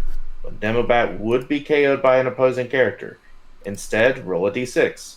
1 and 2, you just KO him. 3 through 5, you KO Demobat, but you also generate 2 Demobat bystanders adjacent to the opposing character. If you roll a 6, you turn Demobat to click 3, then generate a Demobat bystander adjacent to the opposing character, protected pulse wave. So it's okay. Yeah. Problem is he doesn't do a lot of damage. His main thing, I guess, is making all those little pogs, and that would boost him up, because all his little pogs are his plasticity, precision strike, combat reflexes, and empower. So, like, you can get him up to 6 damage, but he's still only rocking a 10 attack. So, I do like the swarminess of them, though. Yeah. If the demo bats Like were autonomous, I know we're pretty much out of that era, but yeah. It is tiny, like, and the fact that you could just make him anytime someone within 4 takes a costed action, it's just he likely dies, and you probably don't want to use your one-shots on him. 50 points is just a little too much. Yeah. So, Eddie, this is going to be my year. Once per turn, when a friendly character is hit, you may roll a d20. If you roll higher than the attacker's printed attack value, that attack still instead deals no damage. If you roll a 1, damage dealt to each target is increased by +1. If you roll a 20, that attack deals no damage, and all targets that attack gain immune until your next turn. Protected pulse wave. So, Jason, how has that come along in testing? How's like your, it. how have your D20 rolls been? Been about 50-50 so far. Indeed, because either you're going to roll higher than their attack value or you're not. It depends on a lot of who's making that attack across from you. Like against a null, it's not near as great as it is against a lot of other things. Yeah, the key thing is it's the attacker's printed. Thank goodness. Yeah, not their modified. It gives it's something else that they have to consider when making an attack against you. Mm-hmm. Just I like it a lot. And in that 25-point package, you have traded leadership, which is also just really nice. We just got a piece banned that had leadership at 20 points. Eddie, you better watch out. Other friendly characters within 4 squares that share a keyword with Eddie Munson modify their defense +1. Eddie also has stealth. So Hawkins, Celebrity, Past, Warrior. Past and Warrior. We've seen that keyword played quite a bit lately. Or for the next. If you happen to have Phoenix on your team, Yeah. everybody shares a keyword. Everybody does within 4. Eddie the Avenger, huh? Then he has a special damage power, which is, he could get to, he may not get to, but he has other friendly characters that share a keyword with Eddie Munson can use shape change. When they use it and succeed, the attacker must choose Eddie Munson as a target if he could be a legal target and is not already targeted by that attack. But your whole team potentially could have shape change. Mm-hmm. And he's like an 11 or 12 attack pulse waiver at this point. With Force Blast. Yeah, with Force Blast. Do you ever, because all those other things were traits, do you ever try to just get him down to click 3? I mean, I think He doesn't- that's No, nothing wrong with that. We can't be self-damaging stuff. Sure we can.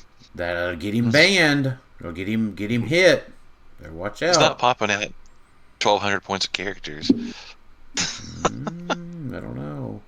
Shape And change. you said Go ahead. you said Eddie Munson the Avenger, but spoilers for future, it's also Eddie Munson the Amazon, most likely. Or Eddie Munson the Phoenix. Yeah. Phoenix. Do you think Phoenix will rotate? No. How can it? Scott Crampton's still legal. Right, but it'll have had 2 worlds at that point. Scott's had Crampton's like been out since 3. 2023. Yeah, Scott's They're had considered 3. LEs, as Yeah. far as I can tell, because they've all stayed around. Like Spirit of the Game just retired like last year, and it was around like what 20. Do LEs have a longer lifespan still? They I do. thought just everything was at 2. No. No, I guess it's Iconics I'm thinking about. Iconics Yeah. just got the hit because of Kong. Or they're going to get Yeah. the hit again because of Beetlejuice. So like Yeah. Scott Crampton's Pog should retire, but the Critical Clix and Phoenix should still be around. we got 3 more things to talk about All right. from Heroclix Remingtons. Tell us about it. Phoenix Mobile. Yeah, the Phoenix Mobile. That's one. Go for it. Yep. So Phoenix Mobile, Beep beep. Let's go. yeah, it gives us what everyone always wanted, which was Green Lantern for Marvel. I always thought that was the biggest thing with WizKids is of like, hey, only DC has a team ability that gives you 8. Like you could carry 8 people. Marvel Well, to has be- no equivalent. To be fair, DC. They still don't. To be fair, DC doesn't have Shield, so Sure, but they should both have both, to be honest. This kind of fixes some of that problem. Phoenix Mobile has Cosmic, Mystical, Podcaster, Vehicle Warrior, so like basically all the good ones. 10 points, Sidestep, Impervious, and then Support. And then the trait is No Room on the Ride Home, Passenger 6, and then once per game when the friendly character's finalized attack roll would be crit miss, you may change the attack roll to a 7. It's no longer a crit miss. So for 10 points, you get a support, you get a taxi, and you get a get out of jail free card for a crit miss. Not bad at all. Pretty good. that is really good. 10 points is a lot, though, considering the other ones have been 4 and 5 points. Phoenix is 10 points. Phoenix is 10 points. Yeah, I know. But are you going to This play a thing second should have had Pog? flight. Are you going to have a second one? A second 10-point Pog? Very possibly. The support is probably what does it for a lot of people. To be real, just a 10-point support, Yeah. and the fact that it could just pick up all your support people and run away if things get bad. Mm-hmm. It just adds a lot. It adds a lot, kind of like the first Scott Porter Pog did, but he was too much. Yeah. What was he, like 20, 25 or something? 20. Yeah. And then what's the last thing? The Fellowship one shot, right? Fellowship and Legion Ring. We have two. Two. So At the Fellowship, at the beginning of your turn, you may roll a d6. If you do, choose up to 2 friendly characters and heal equal to half the result. Then an opponent may heal one of their characters equal to half the result. So this one's fine. It isn't as good anymore after the errata, unfortunately, for the self-damaging that you wanted to heal back up. But there are instances where you want to heal, so that way you can reduce the heal, or not reduce the heal, so you can take advantage of it. It's just you have to be smart how you play it. Obviously, if you don't really want it if you're going against a null, if he's you don't want to help his healing unless he's on top click. Yeah. Right? That's probably the time you're using it most, is if you've been hit. Probably the time you're going to use it most is if you're second player and you got smashed in their alpha. And you're like, okay, I haven't obviously done anything to his team yet. I can at least do this and heal maybe 2 of my people 3 clicks. They're not going to really be able to heal because they haven't taken damage. That's worth it for 5 points. So it won't be on every team, but there might be some teams that utilize it. Yeah. Probably more so in silver. I was looking to see for the Legion Flight Ring. Here we go. So the Legion Flight Ring grants flight and the Legion team ability, which is wild card. And then if they This already is Chameleon Flute, but better. so because it grants flight, if they already have the Legion team ability on their team base, they grant +1 defense and attack. Yeah, don't get too excited. Don't get too excited about that part. No, because there's a total of 8 characters in Modern that have the Legion team ability. The Supergirl from the Super Pets. 1, 2, 3, 4, 5, 6. 5 of the 6 characters from Masters of Time are legacies, with the Superboy being one of them, and then the Legacy Sodom Yacht from Lantern Legacy has it. So don't worry about that trade. Yeah. But like Jason said, it's 5 points to give you team player and flight. Like, that's really good. You know what made it better? If we guaranteed sidestep too. Yeah. Well, we all know how sought after the Chameleon Flute was. And this gives flight on top of it. Like, yeah. It'll be played. It's very useful. Having team players. There is some minor difference of like Chameleon Flute combos with Lobo, and this one doesn't. why? Because Lobo looks for team player. Oh, he's looking for team player specifically. Yeah, that's right. Yeah. Not just wild card. Yeah. So very good point, Anthony. I didn't even think about that, but it's still really So good for I don't 5 know points. if that will affect playability. It might still be great because I mean I feel like some of the Chameleon Flutes were on teams that weren't playing Lobo, but Yeah, like Collector, for instance, was using it for scroll. To Yeah. Scroll TA. You can give your character Spider-Man TA or Wonder Woman TA with their super senses, maybe stuff like that. It's really good. Yeah, I'm imagining probably Shield. You put this on maybe Yeah, somebody who wants to have flight and can carry someone around, and then you also want, like you said, those rollout ones, or maybe even Avengers or JLA or Superman if you want to be able to get through hindering. You know, there's a lot of applications for it. it's 5 points. Yeah. So, All right, let's go through the rest of our questions for tonight. I think we're about getting close. Peter Parker, David Trevoso, Joaquin. He says he is not liking the heavy hand on game elements being banned in less than 6 months of being street legal. Otherwise, everything else is welcome. I tend to agree, but some of those things needed to go. It's barely 6 months, right? Yeah. Like I know, we're in. Strange Tales May. hasn't even been out 6 months, I don't think. No, it hasn't. But it came out in what, January? December. Came out in December, so it has been out for 6 months. Remember, we just didn't get to play it because of the rock rules on. Yeah, so it has been legality. 6 months. Joaquin, what are you talking about? Same with So I guess- same with the monthly. It hasn't been 6 months, but Sentinel. okay. Yeah. I mean, I think it's an interesting point he brings up. I'm happy with it either way, but I think it does raise the interesting question of like, what if somebody's unhappy with that number? What is the minimum number of like months that it has to be out before it's just kind of like, okay, that's fine.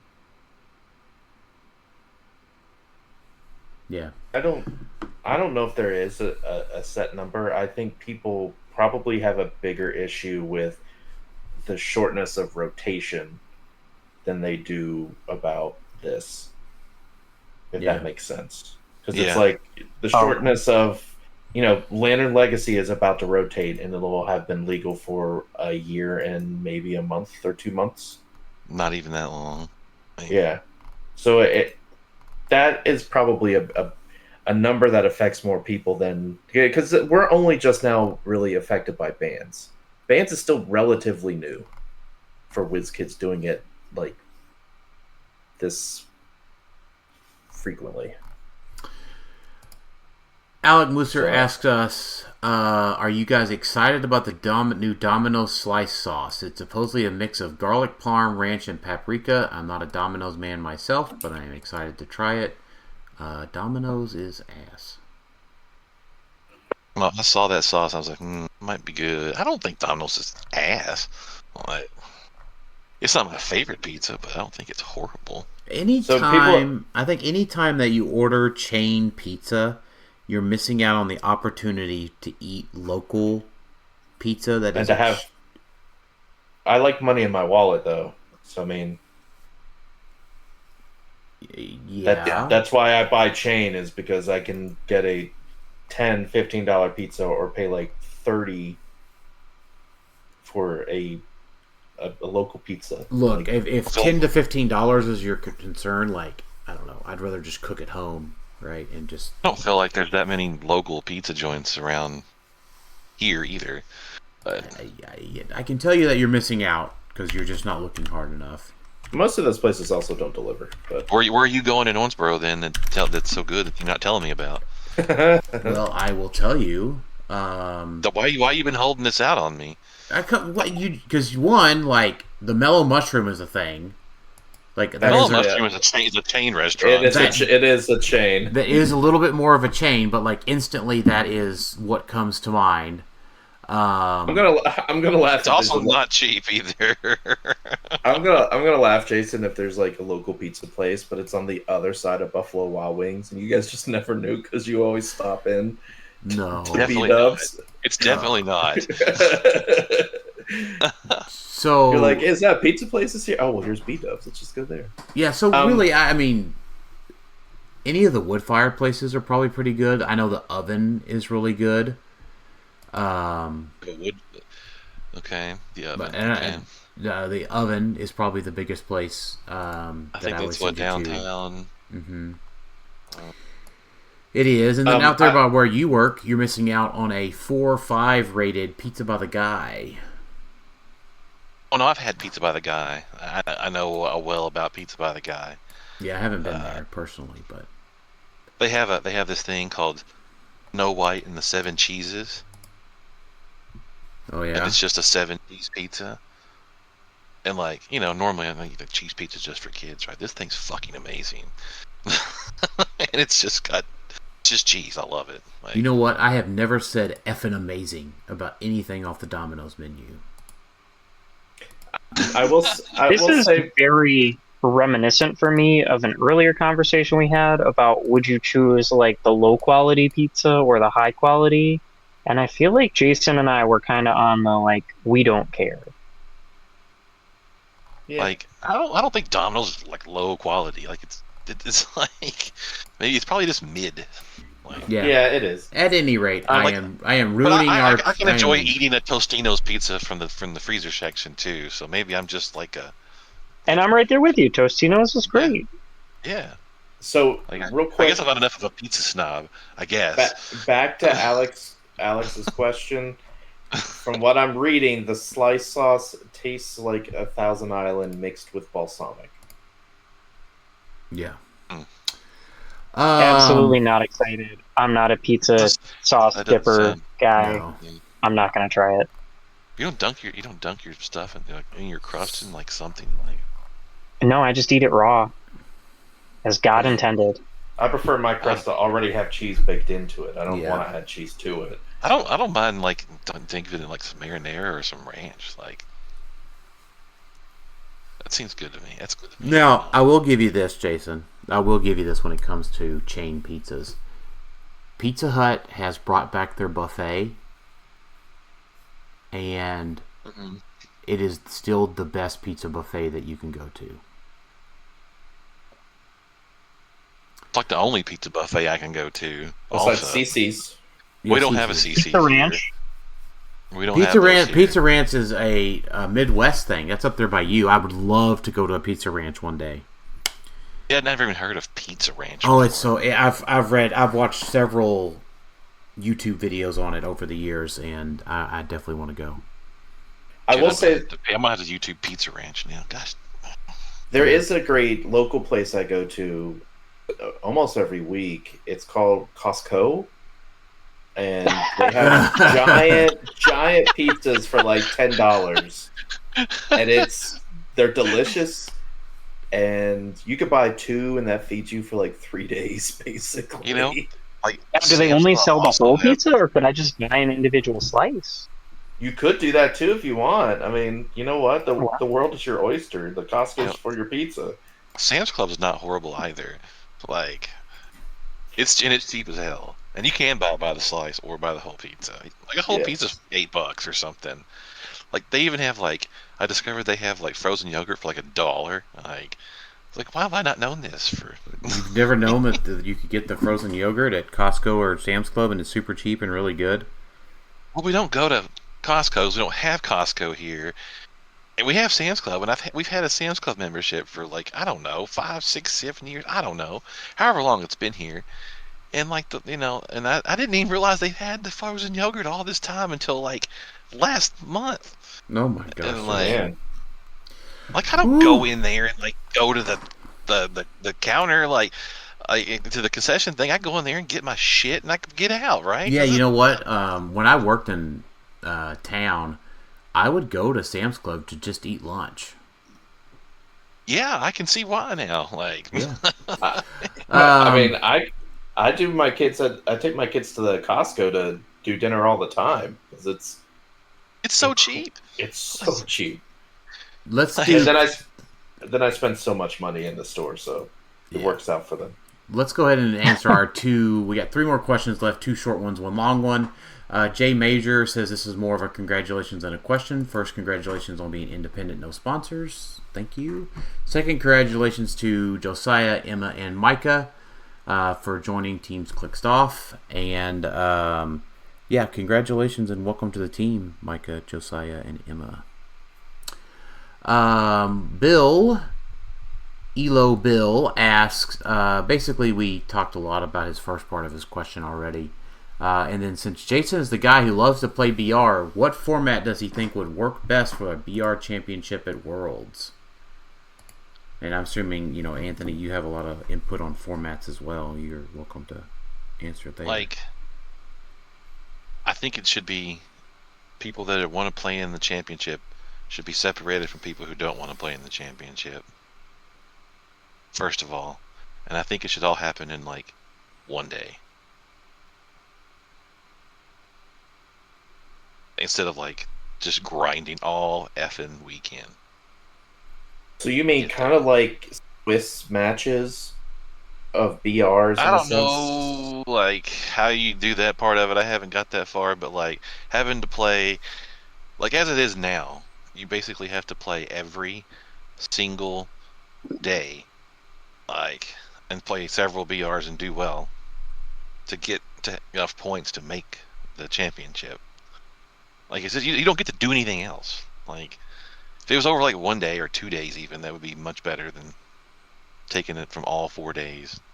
You probably could do a format where you set to, all right, this tournament is going to be like 5 BRs minimum or something, right?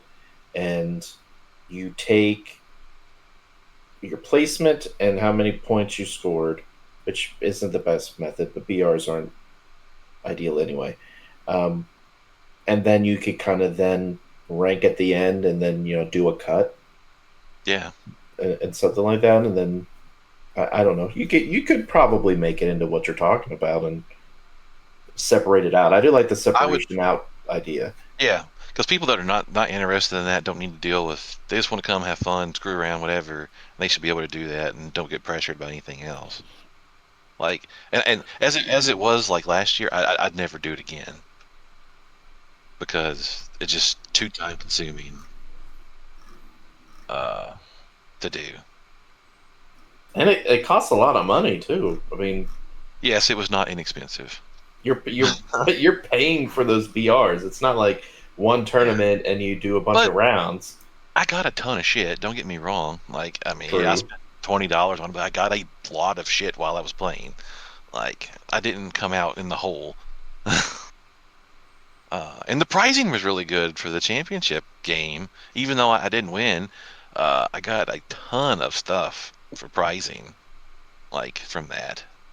So the pricing was excellent. But yeah, it's just too. I didn't get to do anything else but do that. Like, I didn't get to play in Modern, which really like broke me. But I was like, I said I was going to do this, so I went to do it, and I did it. But yeah, I wouldn't do it again as it is right now. I just play for fun, like. Yeah.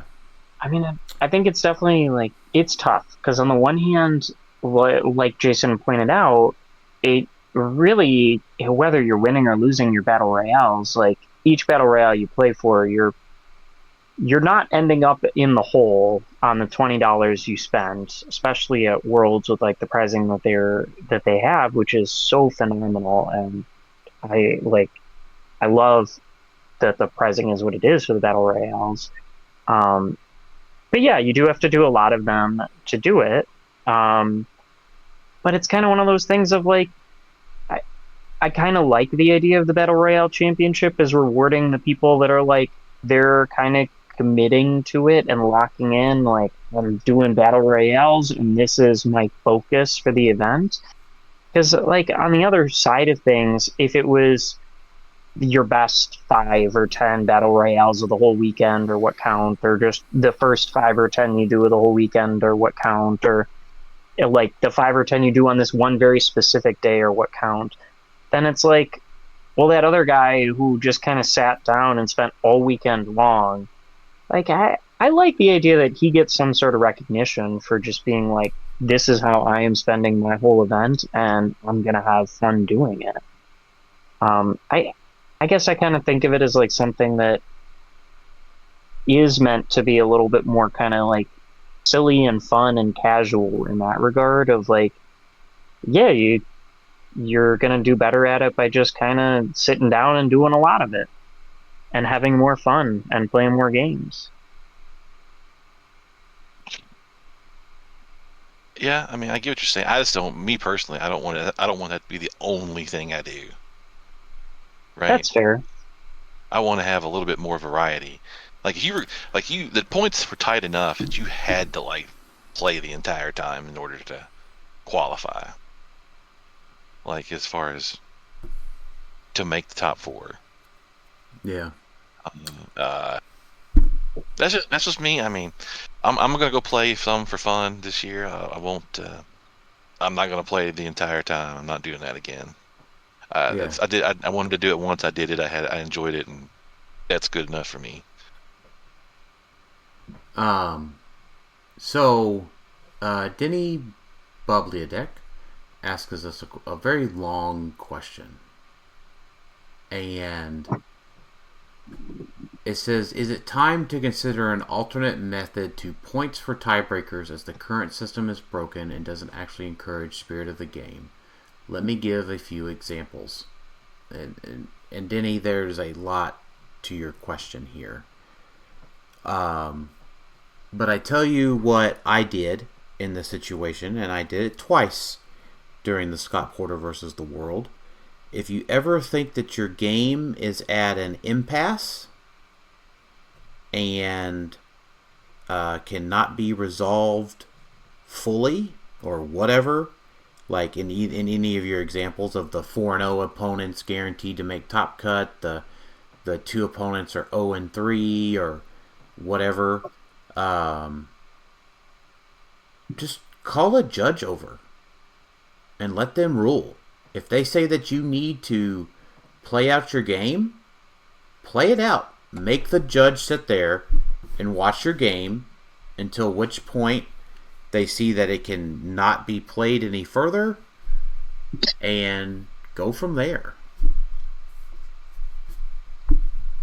I mean, I did that twice. I made the judge watch the game until he allowed me to take my 0-0 or allowed me to roll off. It happened twice. But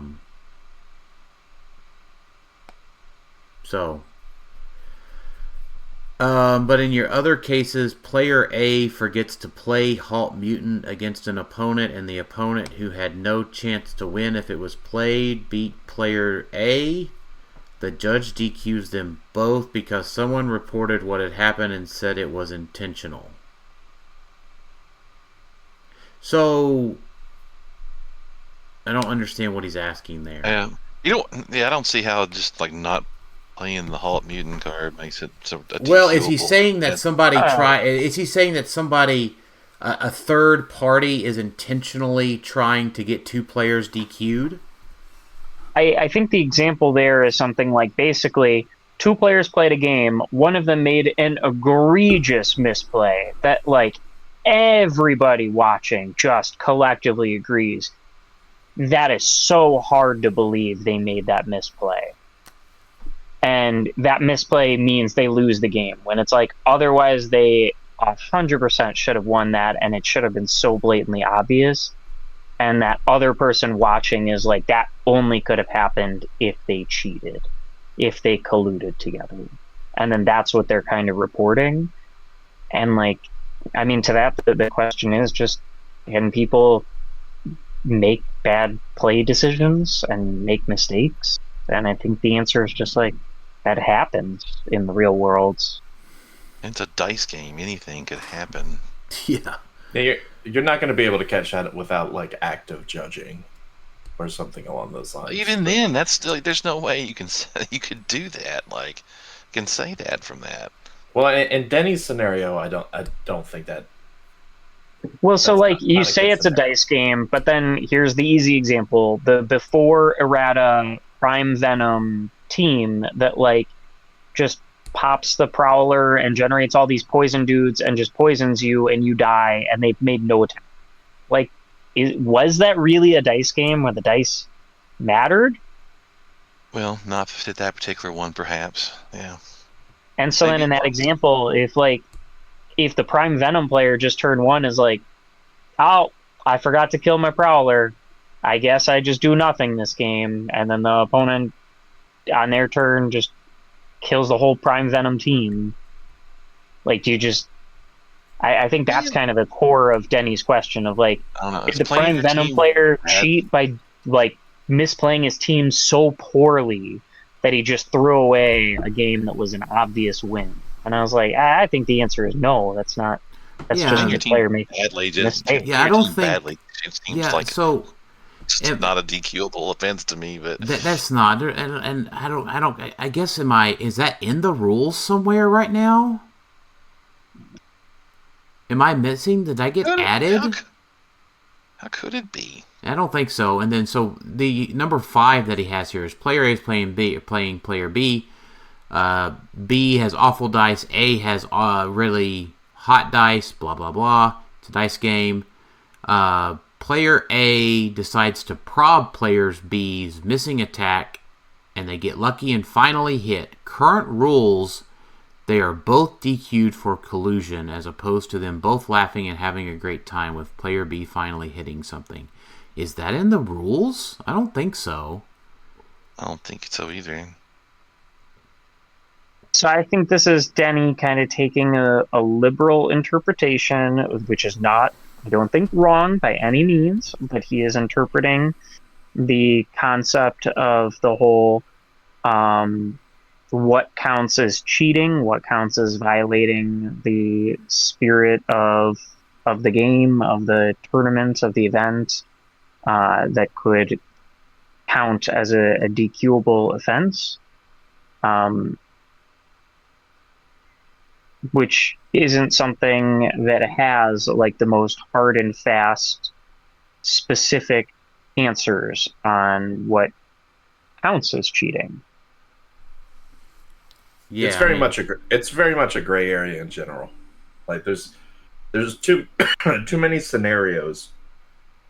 Like as proven by Denny's question, he provided a lot of good scenarios, and they're all, you could go either way on most of them, but it's dictated by, is it collusion, is it not collusion, right? If I'm playing a game, and I mean, I think we've all been there, where we're playing a game and we're down to just support pieces, right? And it's like, do I really want to move Nico around when she's not going to be able to kill anything? And like, so do I just end it there, and then do I say, all right, we're done, and then I get no points because I technically, what is the word, concede or something like that? Like, it's the key thing to keep in mind is if something feels off or wrong, just involve a judge and ask them about it. Mm-hmm. In general, if you don't feel comfortable doing something, don't do it. Simple as that. Yeah, it's a game for call a judge. Yeah, you don't have to concede You don't have to do the dance. You don't have to be nice if you don't want to, but certain tournaments have different vibes, and sometimes you want to be nice and prob when you don't need to, or whatever, right? Or let a take back when you shouldn't have let a take back, right? It's okay. It's a game where we all try to have fun, and yeah, it's a gray area. And if people are abusing some of this fun stuff, don't let it be your decision to rectify it. Let the judge decide. Bring in the judge team. Bring in the judge person, and let them make the decision on, yes, this was bad, this is good, whatever, Yeah, I mean, and realistically, this was kind of some of the same argument that like Scott Crampton brought up from 2016 DQ Gate, was where he was going to like go through and like change somebody or have forget a piece on his build or something and have everybody else DQ'd that he played before. So yeah, I mean, I think if people are nefarious, just ask the judge for sure.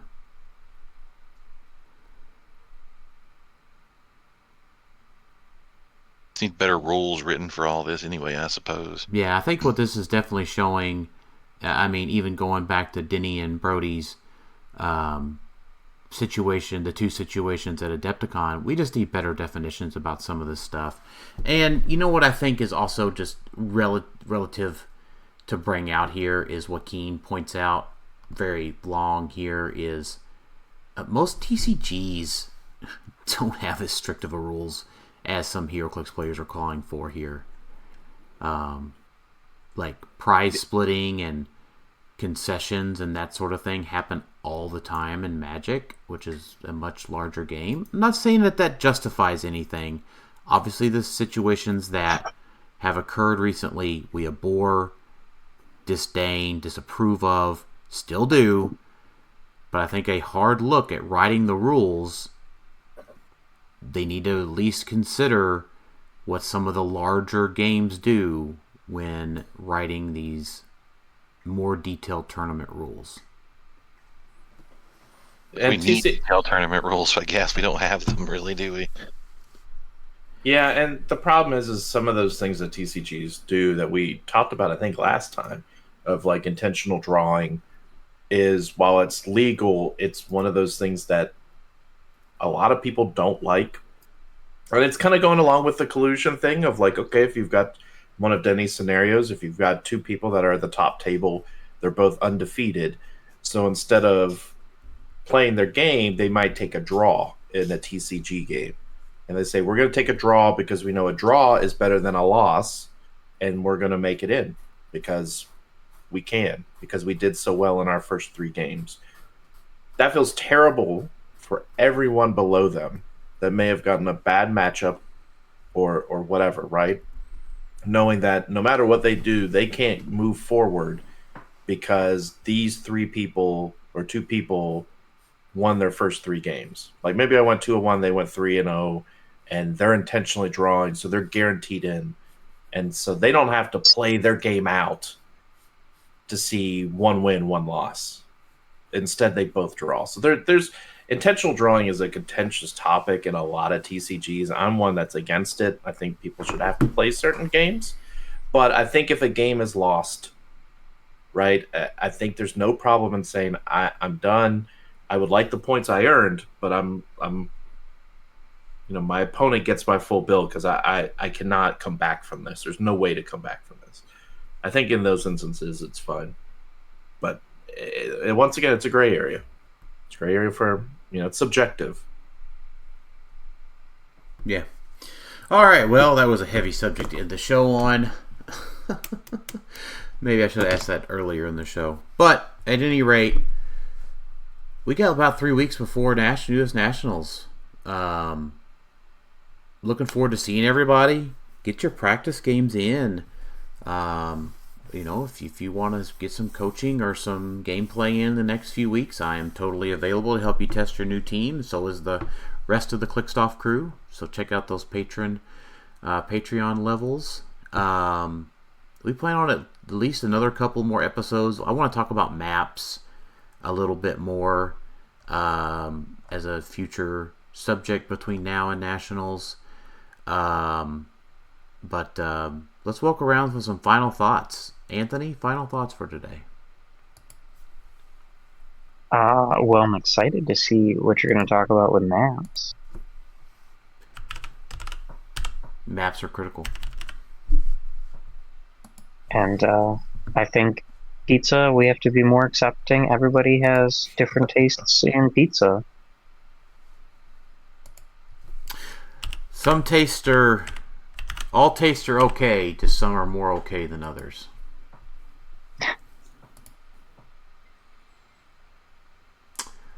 Alex, final thoughts? I don't know. I'm kind of hungry and now I'm sleepy. So Yeah, because it's almost midnight your time. Yep. Jason, final thoughts? Got a YouTube Pizza Ranch and see what the fuck that is now. Oh, it's good. It's a buffet. That you talked about it, and maybe I'll go to Sam's Club tomorrow and get some frozen yogurt. There you go. All right. Looking forward to seeing everybody at Origins. Looking forward to getting a couple more Road to Nationals episodes out for you all. Anthony, thanks for being on. Thanks for providing your perspective at the beginning of the show. If anybody has any questions, thoughts, concerns, please, as always, feel free to let us know. And thanks, everybody, for listening to Clixed Off today. We'll talk to y'all next time. See you Later.